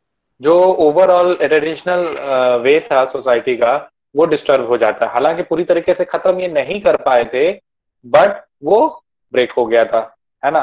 वो break हो गया, उसके बाद डिस्टर्ब हो गया. ब्रेक यहाँ पे पूरा नहीं हुआ था, बट डिस्टर्ब हो गया था, और सोसाइटी में डिफरेंसेस क्रिएट हो गए. ओके, कुछ रिच बने और कुछ पुअर बने. क्यों रिच और पुअर बन रहे हैं? क्योंकि कुछ ऐसे लोग हैं जिनको बेनिफिट मिल रहा है, जैसे पीपल लाइक चीफ. ठीक है, Yes, वो sir. बेनिफिट कर रहे हैं उससे.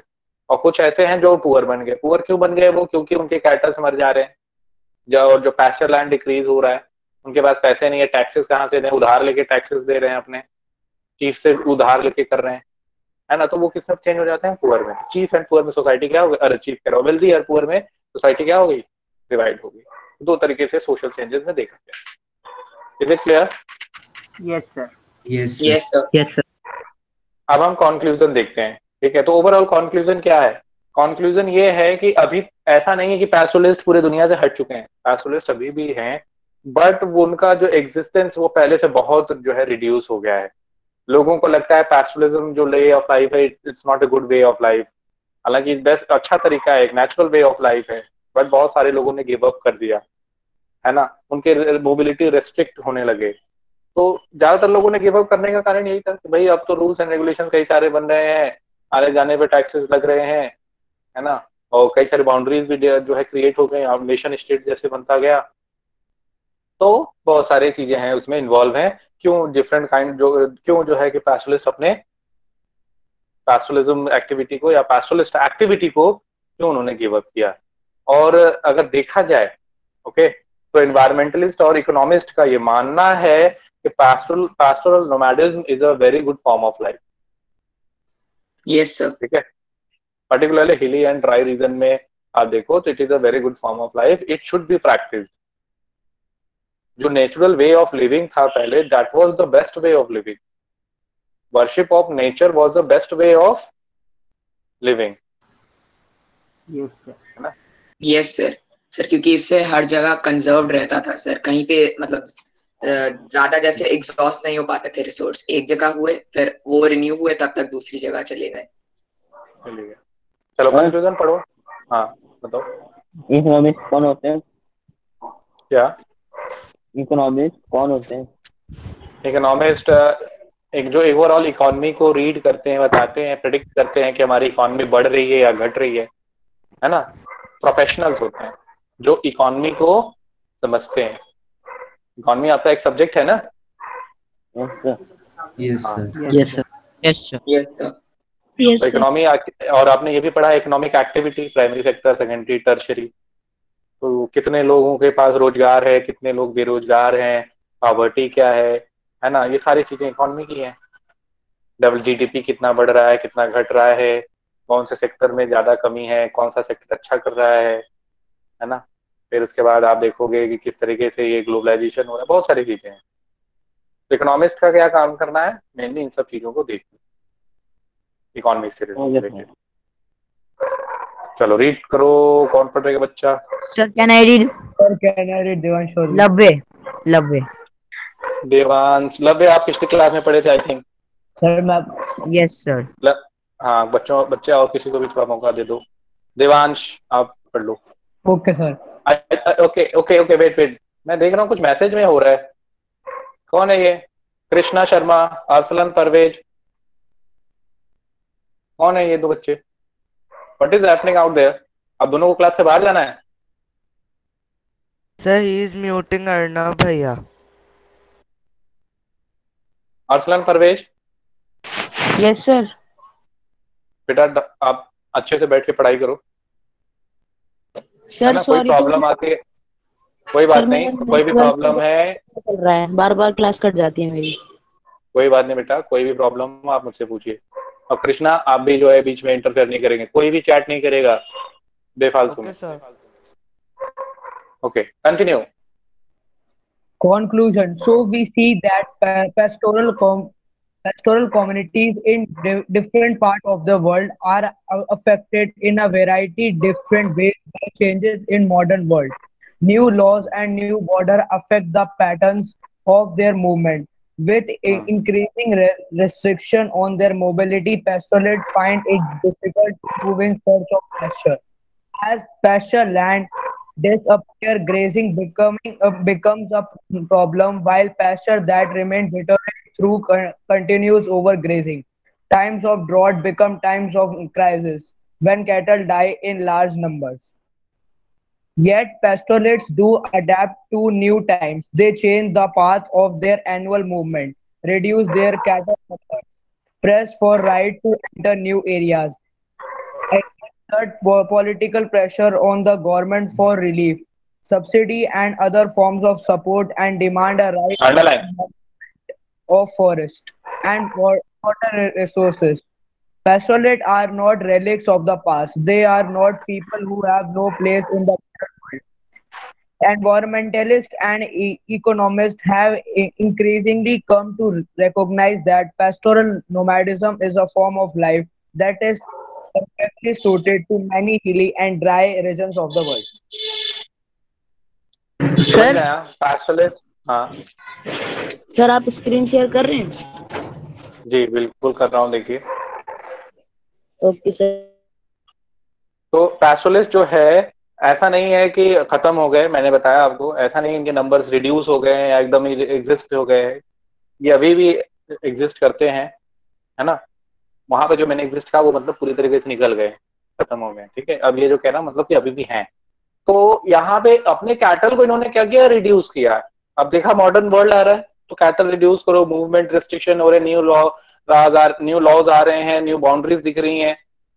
तो इन्होंने भी अपना वे ऑफ लाइफ को क्या किया, चेंज किया। गवर्नमेंट के ऊपर प्रेशराइज किया गवर्नमेंट को कि भाई हमें भी सब्सिडी दो, हमें भी थोड़ी रिलीफ दो, ताकि हम भी इस फॉर्म ऑफ लाइफ को जीवित रख सके। और कहीं ना कहीं इन्वायरमेंटलिस्ट और इकोनॉमिस्ट अगर कह रहे हैं, इकोलॉजिस्ट भी कह रहे हैं कि नहीं, ये pastoral form of life is a good way of life, particularly in हिली एंड ड्राई रीजन, तो उनके बात को भी सुना जा रहा है, समझा जा रहा है, और उसी तरीके से रिलीफ पहुंचाया जाता है इन पैस्टोरलिस्ट को, है ना। Yes sir. सर इवोल्यूशन में सर कोलैबोरेशन करना पड़ता है ना सर, दूसरी ट्राइब्स और उनके साथ सर, तभी तो इवॉल्व होंगे हम। चलो ओके, समझ में आया। They are not relics of the past. Yes. They are not relics of the past. They have also place in modern world. Okay. So this is all about your pastoralist in the modern world. एक बहुत ही आसान सा chapter था जो खत्म हो गया। अब एनटीएससी के पॉइंट ऑफ व्यू से पीजेंट्स एंड फार्मर्स भी होना चाहिए था। सर क्या कोई डाउट है किसी बच्चे का? No sir. Sir, our government trying to convert this type of living to normal living like we are? Government trying, but government cannot do so at all. Okay, because there are certain restrictions which government needs to follow. Government तो try कर रही है, but आप देखोगे जो overall conservation process है forest area का, उस कंजर्वेशन प्रोसेस में अब ये रिकॉग्नाइज किया गया है कि हमें जो पीपल फॉरेस्ट एरिया में रहते हैं उनकी हेल्प लेकर इसको कंजर्व करना चाहिए। अगर हम कंजर्व करना चाहते हैं तो जो फॉर्म ऑफ लाइफ है उसको बिना डिस्टर्ब किए उसको क्या करना है, मेंटेन रखना है। जो आते हैं बाहर और नॉर्मल फॉर्म ऑफ लाइफ को अडॉप्ट करते हैं, they are most welcome and they will get reservation over here, but those who are not likely to do so, or those who want to live the same kind of life which they used to had earlier, they can do so. They can continue in that way. Sir sir ये जो nominates होते होंगे sir, ये different type of language बोलते होंगे, तो sir ये जो हम ये जो रिसर्च करते हैं इनके बारे में, इनको पता कैसे चलता है कि ये अपने वो लाइफस्टाइल कंटिन्यू करना चाहते हैं या नहीं? मतलब फिर से बोलो एक बार।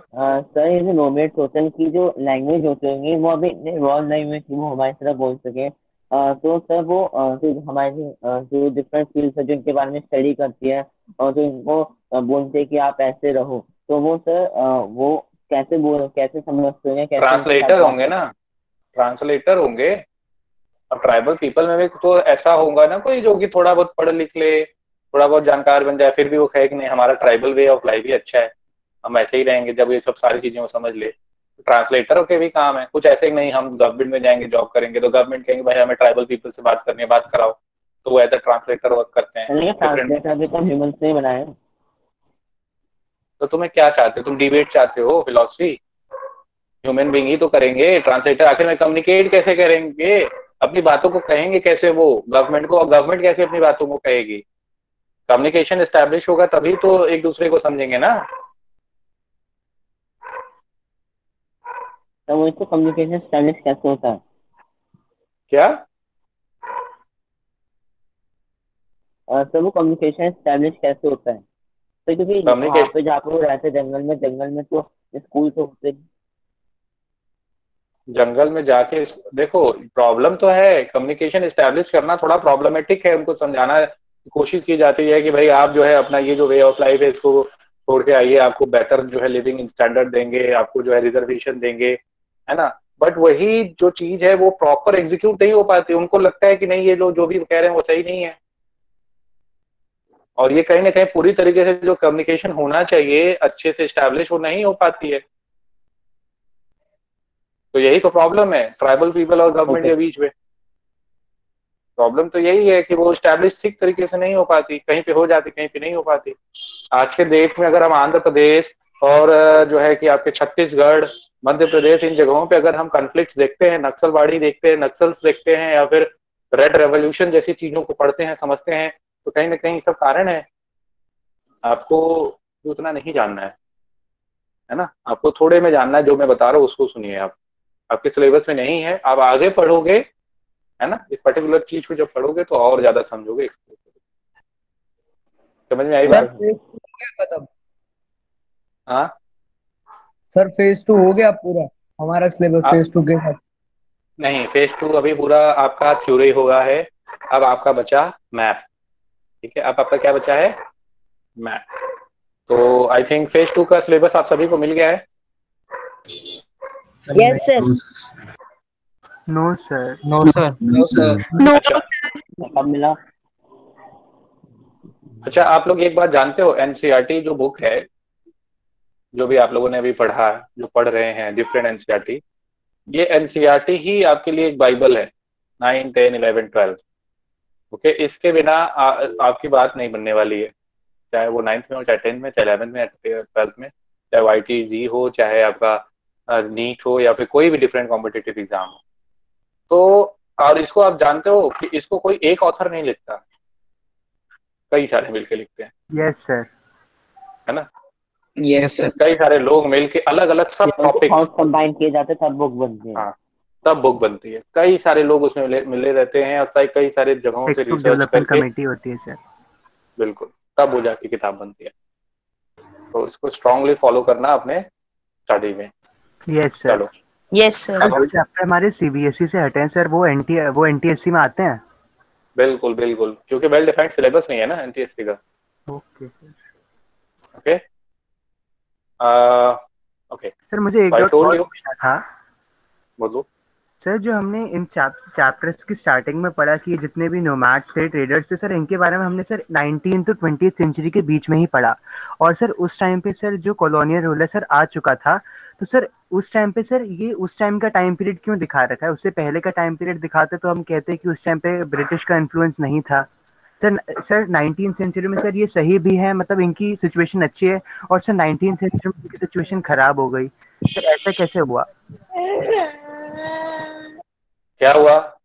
ये क्वेश्चन अच्छा नहीं लगा यशस्वी शर्मा? यशस्वी, देखो मानस, ऐसे क्वेश्चन मत पूछो। चलो, आप 19th और 20th सेंचुरी में इससे पहले की बात आपसे यही बताई जा रही है, क्योंकि इससे पहले इस तरह की प्रॉब्लम एग्जिस्ट नहीं करती थी लार्ज स्केल पे, है ना। प्रॉब्लम थी तब भी, बट उस तरीके से लार्ज स्केल में एग्जिस्ट नहीं करती थी जब जैसे कि ब्रिटिश पीरियड में हुआ, या फिर ओवरऑल जब से ये कॉलोनियलिज्म बढ़ा। आप क्लास 10th में पढ़ोगे कैसे इंपीरियल ड्राइव पे निकलते अपने 17th 18th।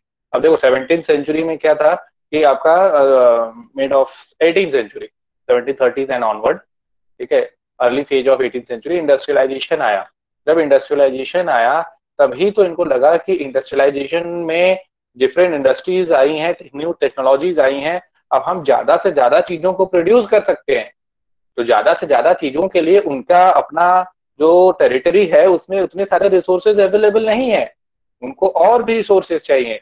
तो वो दूसरी जगह गए, वहां के रिसोर्सेज ले आए, जबरदस्ती ले आए, सस्ते में ले आए, और उसको फिर प्रोसेस किया और फिर उसको सेल आउट किया, है ना। तो रिसोर्सेज का जब एक्सप्लॉयटेशन करने गए तो अलग अलग जगहों पे अलग अलग तरीके से लोग रह रहे थे, और उसको फिर इन्होंने क्या किया, अपने हिसाब से मैनिपुलेट किया, रेगुलेट किया, रूल्स एंड रेगुलेशंस बनाए। जब ये एक गलत तरीके से किसी दूसरे टेरिटरी में जाके लोगों को रेगुलेट कर रहे हैं, तो उसको आपको किताब में पढ़ाया जा रहा है कि किस तरीके से इस दौरान ये चीजें घटी हैं। Yes sir. ओके, और वो अलग अलग चीज में पढ़ोगे। अभी आपने यहाँ पे पढ़ा, फॉरेस्ट सोसाइटी में भी पढ़ा आपने, अब नेक्स्ट क्लास में जाओगे, ओके नेक्स्ट क्लास मतलब 10th में, तो वहां पे भी पढ़ोगे नेशनलिज्म इन इंडिया, वहां पे डिफरेंट कंटेक्स्ट में समझोगे, है ना। तो ये इंडिया के क्यों पढ़ रहे हो? क्योंकि आप इंडियन हो, इसीलिए इंडिया का आप ज्यादा पढ़ोगे। हाँ, वर्ल्ड हिस्ट्री में थोड़े बहुत आप और भी जो है कि कंट्रीज के बारे में समझोगे। Am I clear? Yes sir. Yes sir. तो आपका ये आपका कंप्लीट हो गया। किसी बच्चे का फेज 2 में और भी किसी चैप्टर में जो भी फेज 2 में मैंने पढ़ाया है, अगर डाउट है तो पूछ लो।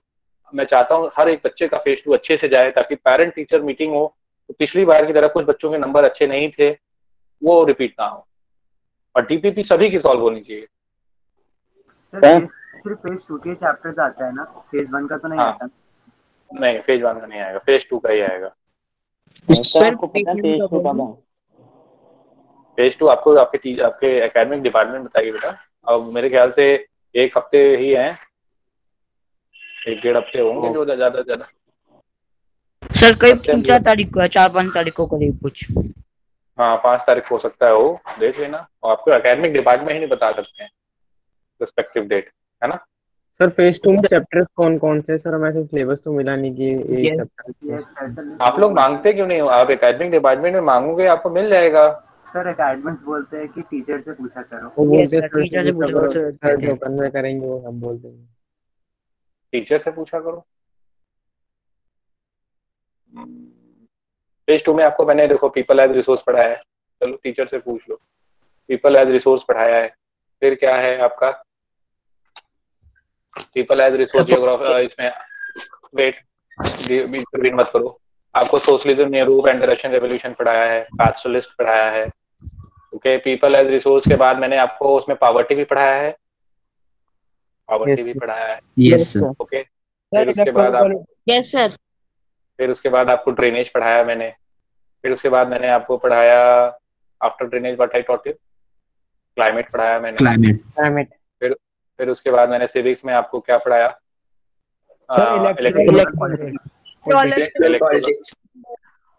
बस। तो सर मतलब हिस्ट्री के 2 चैप्टर, ज्योग्राफी के 2 चैप्टर और सिविक्स का 1 चैप्टर, इकोनॉमिक्स के 2 चैप्टर।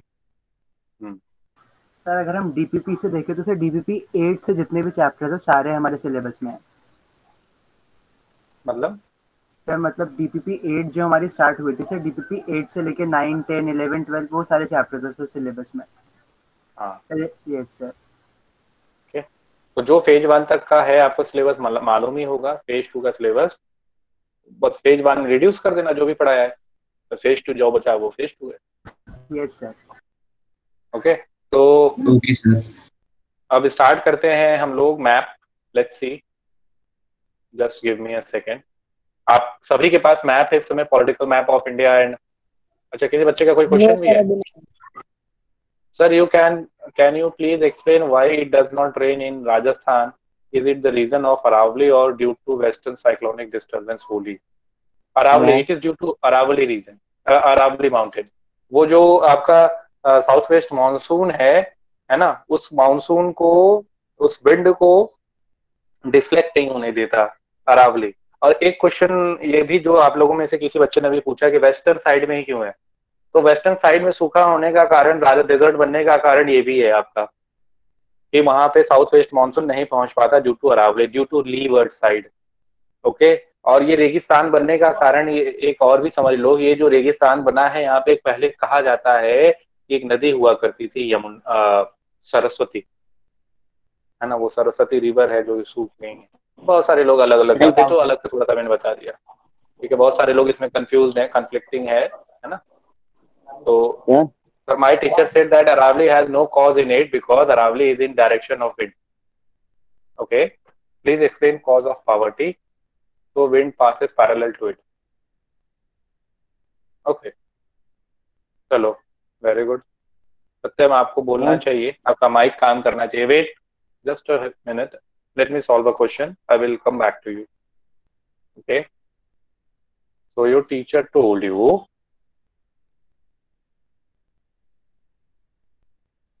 this.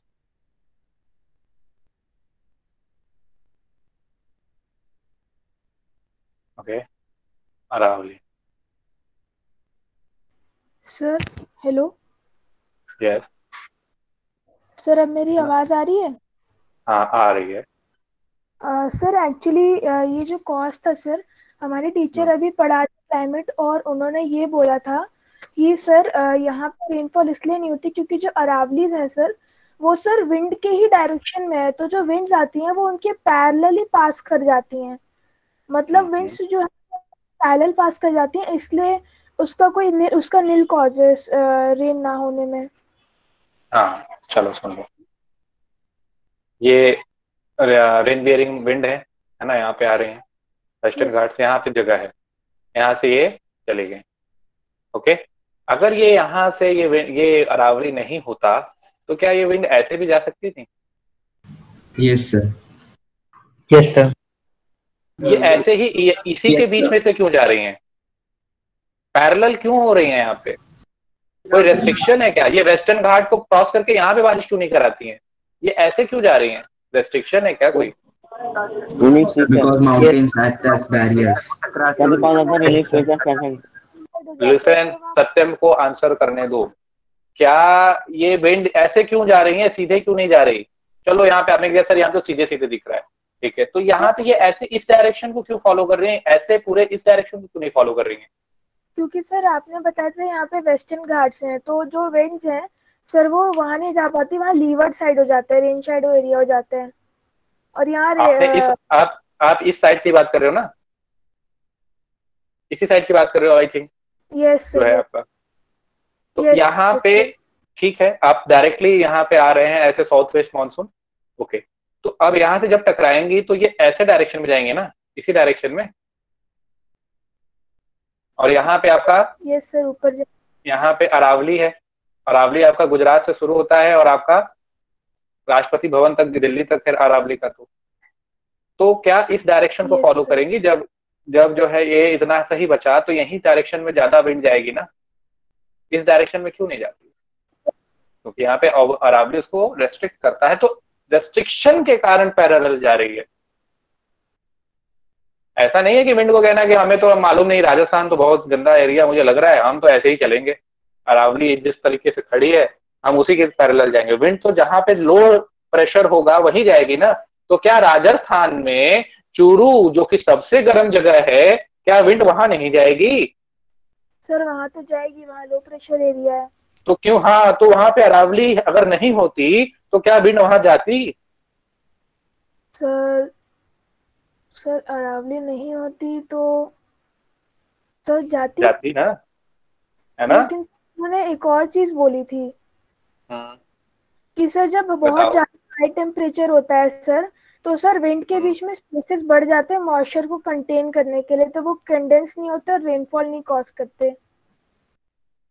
बहुत ज्यादा क्या होता है, टेम्परेचर बढ़ जाता है, ठीक है, तो उनके बीच में स्पेसेस कम, ठीक है, ठीक, तो स्पेसेस बढ़ जाते हैं उनके बीच में, स्पेसेस बढ़ जाते हैं। तो ये जब रेन बियरिंग क्लाउड है, मॉइस्चर कंटेन करके लेके जा रहे हैं, है ना, तो टेम्परेचर यहाँ पे जाते जाते मैंने आपको क्या बताया कि जैसे जैसे टेम्परेचर इंक्रीज हो रही है, जो विंड मॉइस्चर लेके कंटेन लेके मूव कर रही है, तो क्या over a period of time वो डिक्रीज होंगी?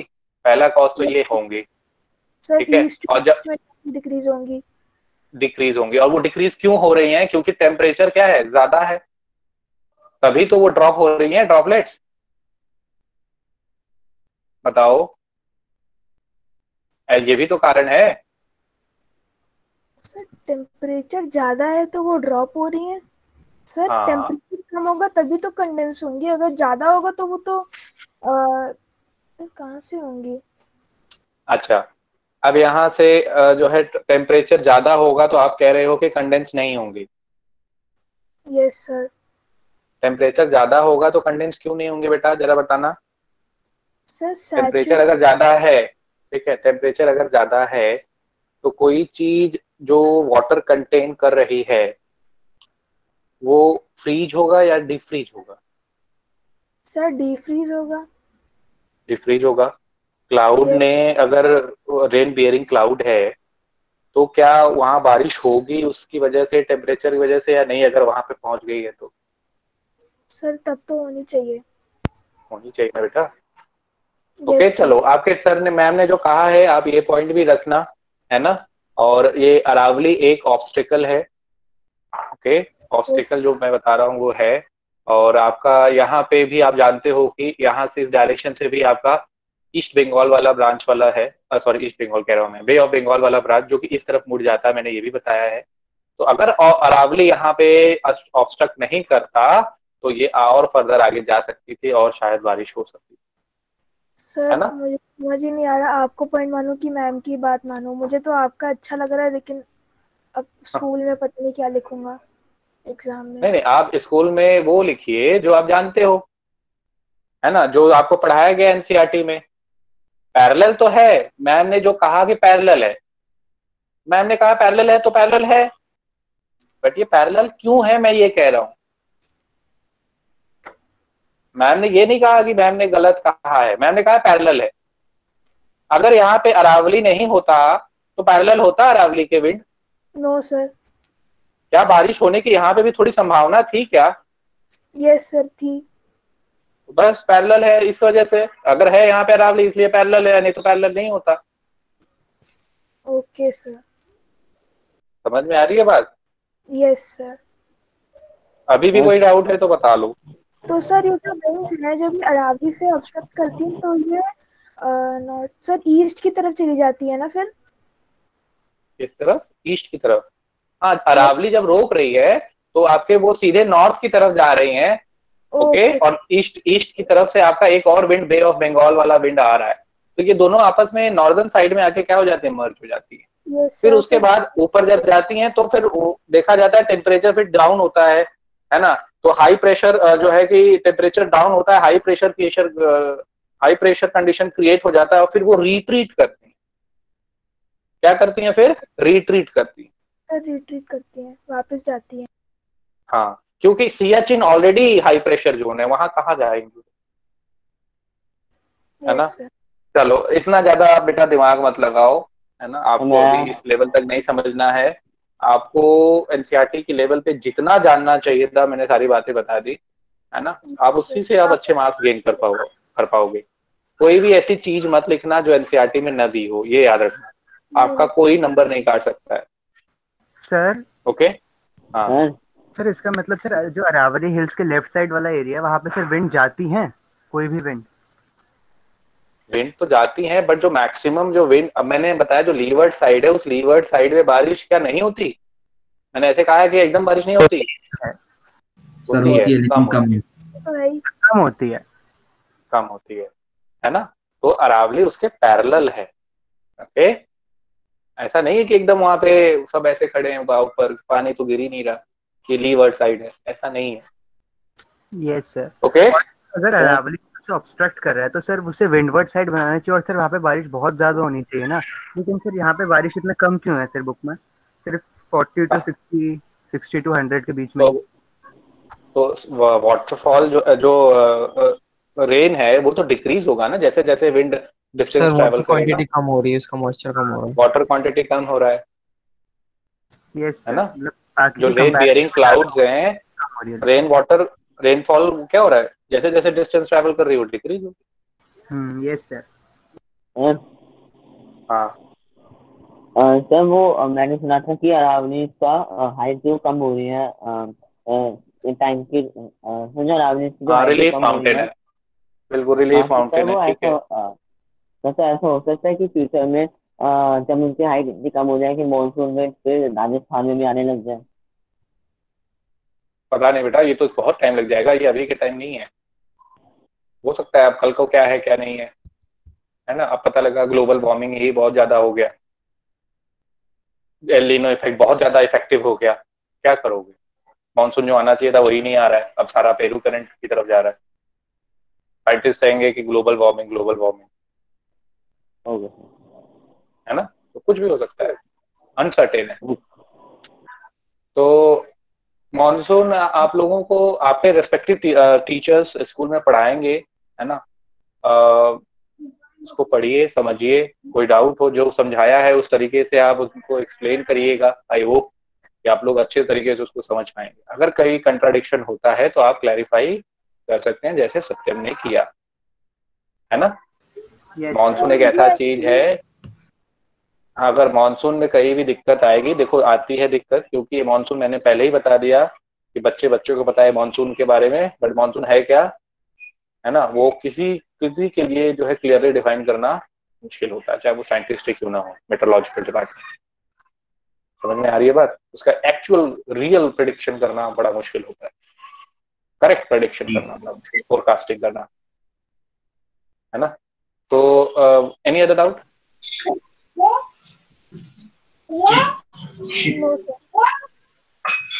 चलो, तो आप में से और कितने बच्चों ने क्लाइमेट चैप्टर पढ़ लिया स्कूल में? मैंने मेरे यहाँ हो गया है सर।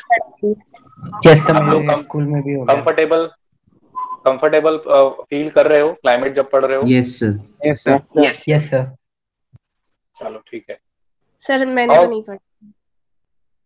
चलो पढ़ लोगे आज, नहीं तो फिर पढ़ लोगे। थोड़ी मोड़ी दिक्कत होती है सर, अभी स्कूल में पूरा मैम ने करवाया नहीं है और वो धीरे धीरे करवा रही है, तो थोड़ी मोड़ी दिक्कत होती है, जैसे कौन सी जगह से कौन सी वेंट आ रही है, वो इतनी सारी। अरे तो आपको तो मैंने तो पहले ही आप लोगों को पूरा बता रखा है, आपको दिक्कत क्यों हो रही है? बता रखा है, लेकिन सर जब मैंने बुक से पढ़ा ना तो उसमें इतनी सारी विंड्स के नाम दिए हुए हैं, कोई साउथ ईस्ट से आ रही है, कोई साउथ वेस्ट से आ रही है, तो उसमें थोड़ी सी दिक्कत हो रही है, थोड़ी मोड़ी। लेक्चर्स रिकॉर्डेड हैं, वो लेक्चर्स देखो।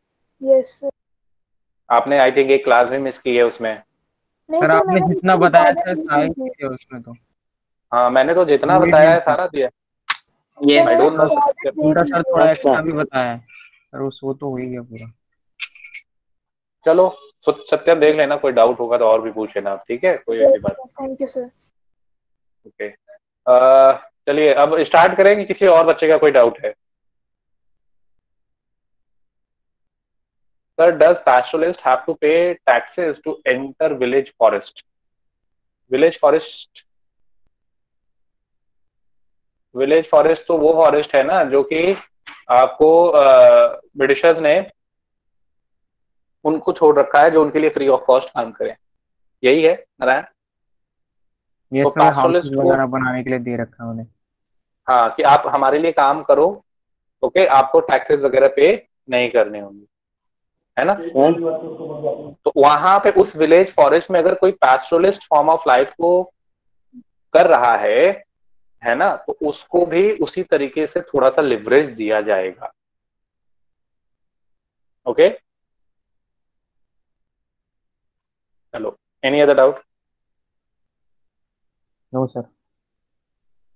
किसी बच्चे का कोई डाउट? सर वेरिएबिलिटी कैसे होती है सर, एक बार ये दोबारा बता दीजिए। High variability, okay. और निशान वशिष्ठ, तो आपका क्या है डाउट? सर मैं क्या था, जब हम सर एक स्टेट से दूसरे स्टेट में जाते हैं तो सर हमें टैक्स पे करना पड़ता है, तो नोमैड्स जब एक स्टेट से दूसरे स्टेट जाते हैं तो उन्हें करना पड़ता है। आप कौन सा टैक्स पे करते हो एक स्टेट से दूसरे स्टेट जाते हो तो? सर टोल्स में देना पड़ता है ना। वेट, निशान कौन से स्टेट से दूसरे स्टेट गए आपको टैक्स देना पड़ा? नहीं सर, जब टोल पे जब आते तब देना पड़ता है। हाँ, आप रोड से एंटर करते हो तब वो कह रहे हो टोल टैक्स? Yes sir. अरे तो वो टैक्स नहीं है, वो टोल टैक्स है। वो स्टेट में जो है एंटर करने का, वो व्हीकल्स के लिए है। आप अगर मूव करोगे, वॉक करके जाओगे तो आपसे टैक्स लिया जाएगा। आप इस स्टेट में क्यों आ रहे हो? it is against the constitutional right. It is your fundamental right. You can move anywhere in any part of India. There are some exceptions. Yes, okay, sir. it is under Article 19 of the Indian Constitution. Yes sir. Sir वो toll भी बंद हो जाता है जब road पुरानी हो जाती है तो? हाँ, जब नया होता है तो वो टॉल रहता है, क्योंकि उसमें बिल्ड, ऑपरेट, ट्रांसफर, प्राइवेट अगर उसमें इंडल्ज है ना, तो ये बहुत सारे कॉल्स हैं। तो सर वो जो टोल टैक्स होता है वो रोड पे चलने के लिए टैक्स देना पड़ता है। जो टोल टैक्स है वो टोल टैक्स किस लिए होता है? रोड का यूज करने के लिए, आप रोड यूज कर रहे हैं, वो रोड बना है वो मेंटेन रखने के लिए, ठीक है। प्राइवेट कंपनी को अगर हैंड ओवर की गई है तो प्राइवेट कंपनी अपना कॉस्ट निकालती है ना, टर्म्स एंड कंडीशन पे डिपेंड करता है, इसीलिए टोल टैक्स दिया जाता है। बहुत सारी चीजें हैं इसमें, है ना। वो जो रोड का आप यूज कर रहे हो उसकी सर्विस है, पास नहीं जाता है ना। वो डिपेंड करता है किस तरह का कॉन्ट्रैक्ट हुआ है। अगर किसी प्राइवेट ने बनाया है तो एक सर्टेन पीरियड तक प्राइवेट लेगा, उसके बाद गवर्नमेंट लेगा, है ना। रोड तो गवर्नमेंट प्रॉपर्टी है ना। तो गवर्नमेंट प्रॉपर्टी है तो कॉन्ट्रैक्ट भी तो दिया है कि 2 साल तक आप इस पे टैक्स ले लो, बाकी हम ले देंगे टैक्स। 2 साल पे आप अपना इसका कॉस्ट निकाल लोगे, जो भी आपका प्रॉफिट होगा, जो भी आपका कलेक्शन होगा, अपना अपने पास रखना, ठीक है। एक लेमैन टर्म में आपको मैंने बताया है। और मानस ने पूछा था वेरिएबिलिटी, तो वेरिएबिलिटी मैंने आपको बताया कि जहां पे रेनफॉल ज्यादा होगी, है ना, वहां पे वेरिएबिलिटी कम होगी, और जहां पे रेनफॉल कम होगी वहां पे वेरिएबिलिटी ज्यादा होगी, यही बताया है। क्योंकि जहां पे ज्यादा ऑलरेडी रेनफॉल होगी तो उसमें वेरिएबिलिटी कम देखी जाएगी ना, क्योंकि रेनफॉल तो ज्यादा हो ही रही है उस पर्टिकुलर रीजन में, तो वेरिएबिलिटी होगी बट वो कम होगी। बट जहां पे बारिश हो ही नहीं रही है, अगर वहां पे रेनफॉल हो रही है, जहां पे बारिश कम हो रही है इन द सेंस, तो वहां पे वेरिएबिलिटी थोड़ा ज्यादा दिखेगी, क्योंकि वहां पे ऑलरेडी बारिश कम हो रही है, तो वेरिएबिलिटी भी जो है कम है, अरे वेरिएबिलिटी सॉरी ज्यादा है ना। थोड़ा सा ध्यान से सोचो इसको, आपको मिल जाएगा। यस सर, मुझे भी इतना ही समझ आया था, मुझे लगा आपने कुछ और भी पढ़ाया इसके बाद। नहीं, मैं इससे ज्यादा नहीं जानना है। तो किसी बच्चे ने पूछा है कॉजेज ऑफ पॉवर्टी, ये आप लोगों का फेज 2 में रिवाइज करा तो दे रहा हूँ, but I need full marks in social. आप लोग कह रहे हो आप लोगों को करा मैं दे रहा हूँ, but I need full marks, है ना। सभी बच्चों के आएंगे ना फेज 2 में? यस सर, सब बेस्ट ट्राई करेंगे। तो मेरे हाफ ईयरली में 40 आउट ऑफ 40 तो सब्जेक्टिव में आए थे, बस ऑब्जेक्टिव में 3 कटे थे 40 में से, तो 77 आउट ऑफ 80 स्कूल में। यहाँ पे आएंगे ना सर? यहाँ पे तो 48 आउट ऑफ 50 आए थे, अच्छे ही आ रहे हैं। हाँ चलो वेरी गुड। मुझे 50 out of 50 out of 50। Okay, आप लोगों का जीएसटीएससी आपका 50 आउट ऑफ 50 होगा, ओके। तो I need full marks. Yes sir. तो कॉजेज ऑफ पॉवर्टी, ये तो कोई बच्चा आप में से, पारस सिंघल ने पूछा, कौन बताना चाहेगा आप में से? सर मैं आए ट्राई करो सर। कॉजेज ऑफ पॉवर्टी जो है सर, इसके कई सारे कॉजेज हैं सर। सबसे पहला इसमें कॉज है time of colonial period. So during the colonial period, Britishers only focused upon creating their own profits and creating the jobs for their own people only, and they didn't focus over eradicating the poverty from other sections of Indian society. Second reason can be overpopulation and not much needed increase in per capita growth, and these two were sufficient to increase our poverty ratio. And next thing can be that the spread of the green revolution, for which the farmers need to buy seeds and other things which cost them very much. So they borrow from money lenders, and later they are stuck in a cycle of paying debts and could never ever pass off from that cycle. Also, the thing is that when the private companies started offering jobs in cities, then many people migrated from villages to cities. The private company provided many of them the jobs, but it could not provide everyone the jobs. So many people, they started doing small sorts of work like rickshaw pulling and street vendors, and that and due to that, poverty also elevated very much. One reason can also be that the traditional things like during some events, the common people is under pressure from the society that they need to spend more and more money during this thing, or for example during some event. So in that case, the poor people also spend a large amount of money, and they could not pay the debt later, and thus are stuck in the cycle of poverty. समझ में आया Paras Singhal? Very good. Arnav, Paras बेटा आपको समझ में आया? Sir. Okay, Ishaan Vashishth Sir, but when someone gets the salary, he gets some amount cut in the name of tax. Why the government does not take from that? ये tax के पीछे क्यों पड़ गए हो आप, Ishan Vashishtha?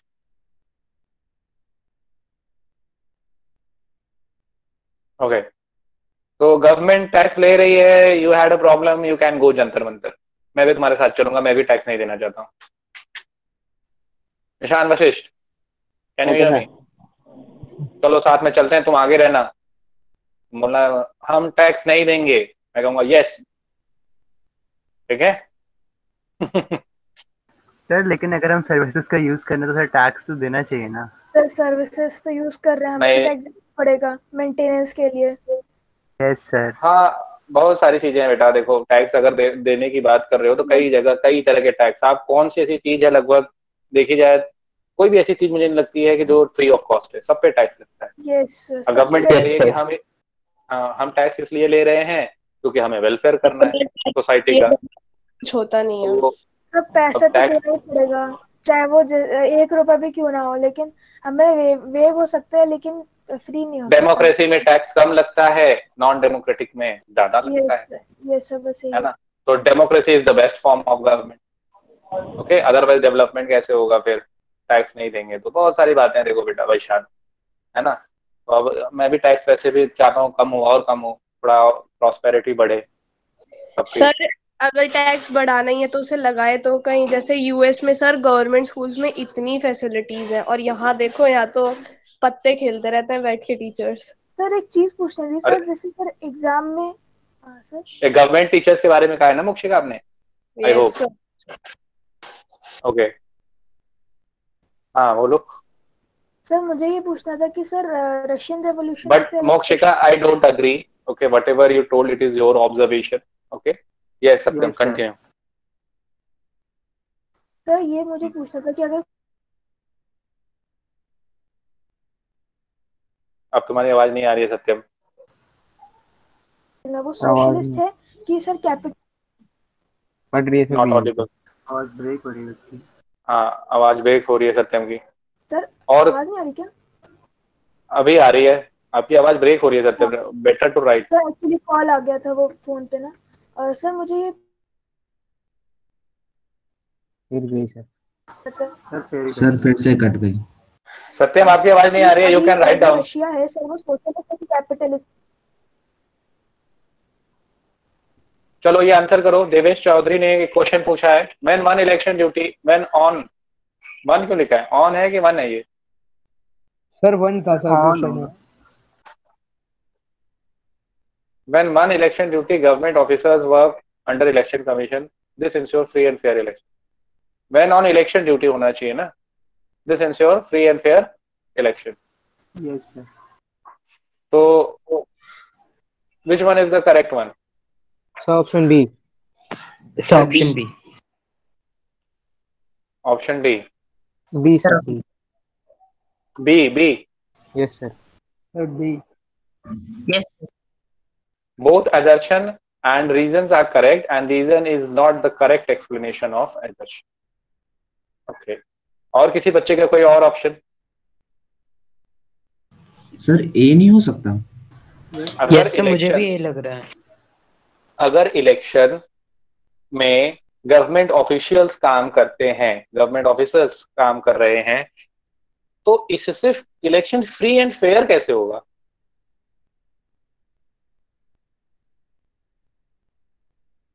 Election free and fair कैसे होता है? जब वो ट्रांसपेरेंट होता है, जब वो जिसको आप चुन रहे हैं वही जीतता है, जब सबके पास पॉलिटिकल राइट है जो है कि वोट करने का, जब सभी के पास बराबर अधिकार है कंटेस्ट करने का इलेक्शन, किसी को दबाया नहीं जाता.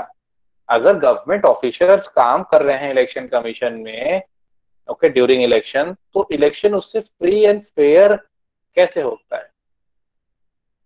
क्या उनके काम करने से इंश्योर हो गया या सब फ्री फेयर ही होगा क्योंकि यही काम कर? नहीं सर. ये कुछ है ना. किसी बच्चे का कोई डाउट? ये क्वेश्चन कहाँ आया था सर? ये सर मेरे स्कूल के उसमें आया था एग्जाम में. सर मेरे स्कूल के एग्जाम में आया था सर ये वाला. तो चलो आंसर मिल गया. पूछ लिया sir. Sir, is Russia now a socialist or capitalist? I am confused. Earlier, Russia used to be strong socialist. Now it has moved towards capitalist, but not as capitalist as USA is. Capitalist है, but ये socialist कभी पूरी तरीके से खत्म नहीं हुआ है। हाँ, बट पहले वाला जो सोशलिज्म था वो कहीं ना कहीं अब क्या हो गया, कम हो गया, डिक्रीज होता है। लेकिन सर हम लोग कैपिटल सॉरी सर, हम लोग सोशलिज्म और कम्युनिज्म को एक कह सकते हैं, क्योंकि लेनिन ने बोला था कि हम लोग एक communist socialism is a broader concept, communism is a part of it. Okay okay sir. और सर एक लास्ट डाउट था सर कि जैसे उसमें लिखा हुआ था कि कभी कभार जो कॉन्स्टिट्यूएंसीज होती हैं उसको सीट्स भी कहते हैं, लेकिन सर ऐसा जरूरी तो नहीं है ना, एक कॉन्स्टिट्यूएंसी से आप बोला, निकल देखो सकती है। कॉन्स्टिट्यूशनल वर्ड में अगर आप जाओगे तो उसको कॉन्स्टिट्यूएंसी ही कहेंगे, लोकसभा की कॉन्स्टिट्यूएंसी और आपकी जो है कि विधानसभा की कॉन्स्टिट्यूएंसी। सीट आप बुला सकते हो, यूज कर सकते हो वर्ड, है ना। लेकिन सर मुझे ये पूछना था कि सर एक कॉन्स्टिट्यूएंसी में एक से ज्यादा सीट्स इलेक्ट हो सकती है ना? एक से ज्यादा सीट इलेक्ट कर सकते हो मतलब सर एक से ज्यादा सीट्स हो सकती है ना? एक लोकसभा की कॉन्स्टिट्यूएंसी में एक से ज्यादा विधानसभा की कॉन्स्टिट्यूएंसी हो सकती है या सीट हो सकती है, यही पूछना चाह रहे हो ना? सर हमें स्पेसिफाई करना पड़ेगा कौन सी सीट की बात कर रहे हैं। हाँ, कौन से सीट की बात कर रहे हो, लोकसभा या विधानसभा? लोकसभा की सीट की बात कर रहा हूँ सर। हाँ, एक लोकसभा के सीट में, एक लोकसभा की कॉन्स्टिट्यूएंसी में एक ही रिप्रेजेंटेटिव बनेगा ना वहां से। Okay sir, okay sir. Sir वहां का मेंबर ऑफ पार्लियामेंट तो एक ही होगा ना सर, उसके विदिन हो सकता है एमएलए 2-3 इलेक्ट हो जाए। हाँ, एमएलए हो सकता है। Any other doubt? No sir. Sir ये बस पूछना था कि ये जो अभी हमने जो देवांश ने क्वेश्चन डाला था सर, तो इसमें आपके हिसाब से जो असर्शन है वो करेक्ट है और रीजन जो है वो प्रॉपर्ली करेक्ट नहीं है। Okay sir. सर तो मतलब ऑप्शन सी करेक्ट होना चाहिए। Option C? Sir B. Sir B. Yes sir B. हम इसको वन ऑफ द पॉइंट्स पे कहते हैं जस्टिफाई करने के लिए कि इंडिया के इलेक्शंस फ्री एंड फेयर है। सर फ्री और फेयर में ये पॉइंट कहीं ना कहीं डिस्कस हो जाएगा, बट यही इंश्योर कर रहा है इलेक्शन फ्री एंड फेयर, ये कैसे कह सकते हो? ओके सर, और पॉइंट्स की भी जरूरत है सर। हमें तो मोस्ट अप्रोप्रिएट ढूंढना है ना, अब मोस्ट अप्रोप्रिएट तो हमारा बी ही होगा, क्योंकि पूरी तरीके से थोड़ी हो सकता है, क्या पता इलेक्शन कमीशन कभी कभार इल वर्क्स में आ जाए। मतलब गवर्नमेंट ऑफिशियल्स काम कर रहे हैं, इससे ये नहीं क्लियर होता है कि इलेक्शन फ्री एंड फेयर है। हाँ, इलेक्शन को फ्री और फेयर बनाने में उनका रोल होता है। फ्री और फेयर इलेक्शन होने में कई सारे पॉइंट्स हैं कि सभी को इलेक्शन पहली बार कंटेस्ट करने का मौका मिले, जो चाहते हैं। ऐसा नहीं रिच एंड मसल्स वालों को जो है मौका मिले, सबके पास पॉलिटिकल राइट हो, राइट टू वोट हो, है ना। तो कई सारे उसमें पॉइंट्स हैं जो कि इंक्लूड होते हैं, जो ओवरऑल इलेक्शंस को फ्री एंड फेयर बनाते हैं। ओके, चलो यस सर। तो नेक्स्ट क्लास में मिलते हैं। नेक्स्ट क्लास में पॉलिटिकल मैप होना चाहिए आपके पास, और आपके पास वर्ल्ड मैप होना चाहिए, political map of India and world map आपके पास होना चाहिए। पॉलिटिकल मैप ऑफ इंडिया, हाँ पॉलिटिकल मैप, सुनियो, पॉलिटिकल मैप ऑफ इंडिया होना चाहिए, साथ ही साथ एक फिजिकल मैप ऑफ इंडिया भी रखना, ड्रेनेज भी करना है हमें। तो political map, physical map India का हो गया, और वर्ल्ड मैप रख लेना political. Okay okay sir. Okay sir, चलिए नेक्स्ट क्लास में मिलते हैं। Thank you sir. Okay sir. Bye. Good night. Good night sir. Good night sir.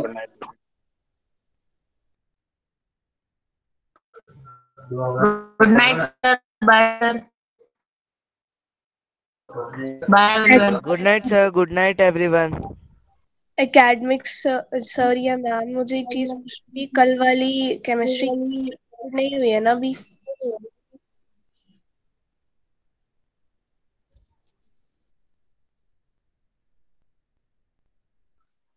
Ma'am मोक्षिका हो गई अपलोड, मैंने देखा था फिजिक्स वाले पर। फिजिक्स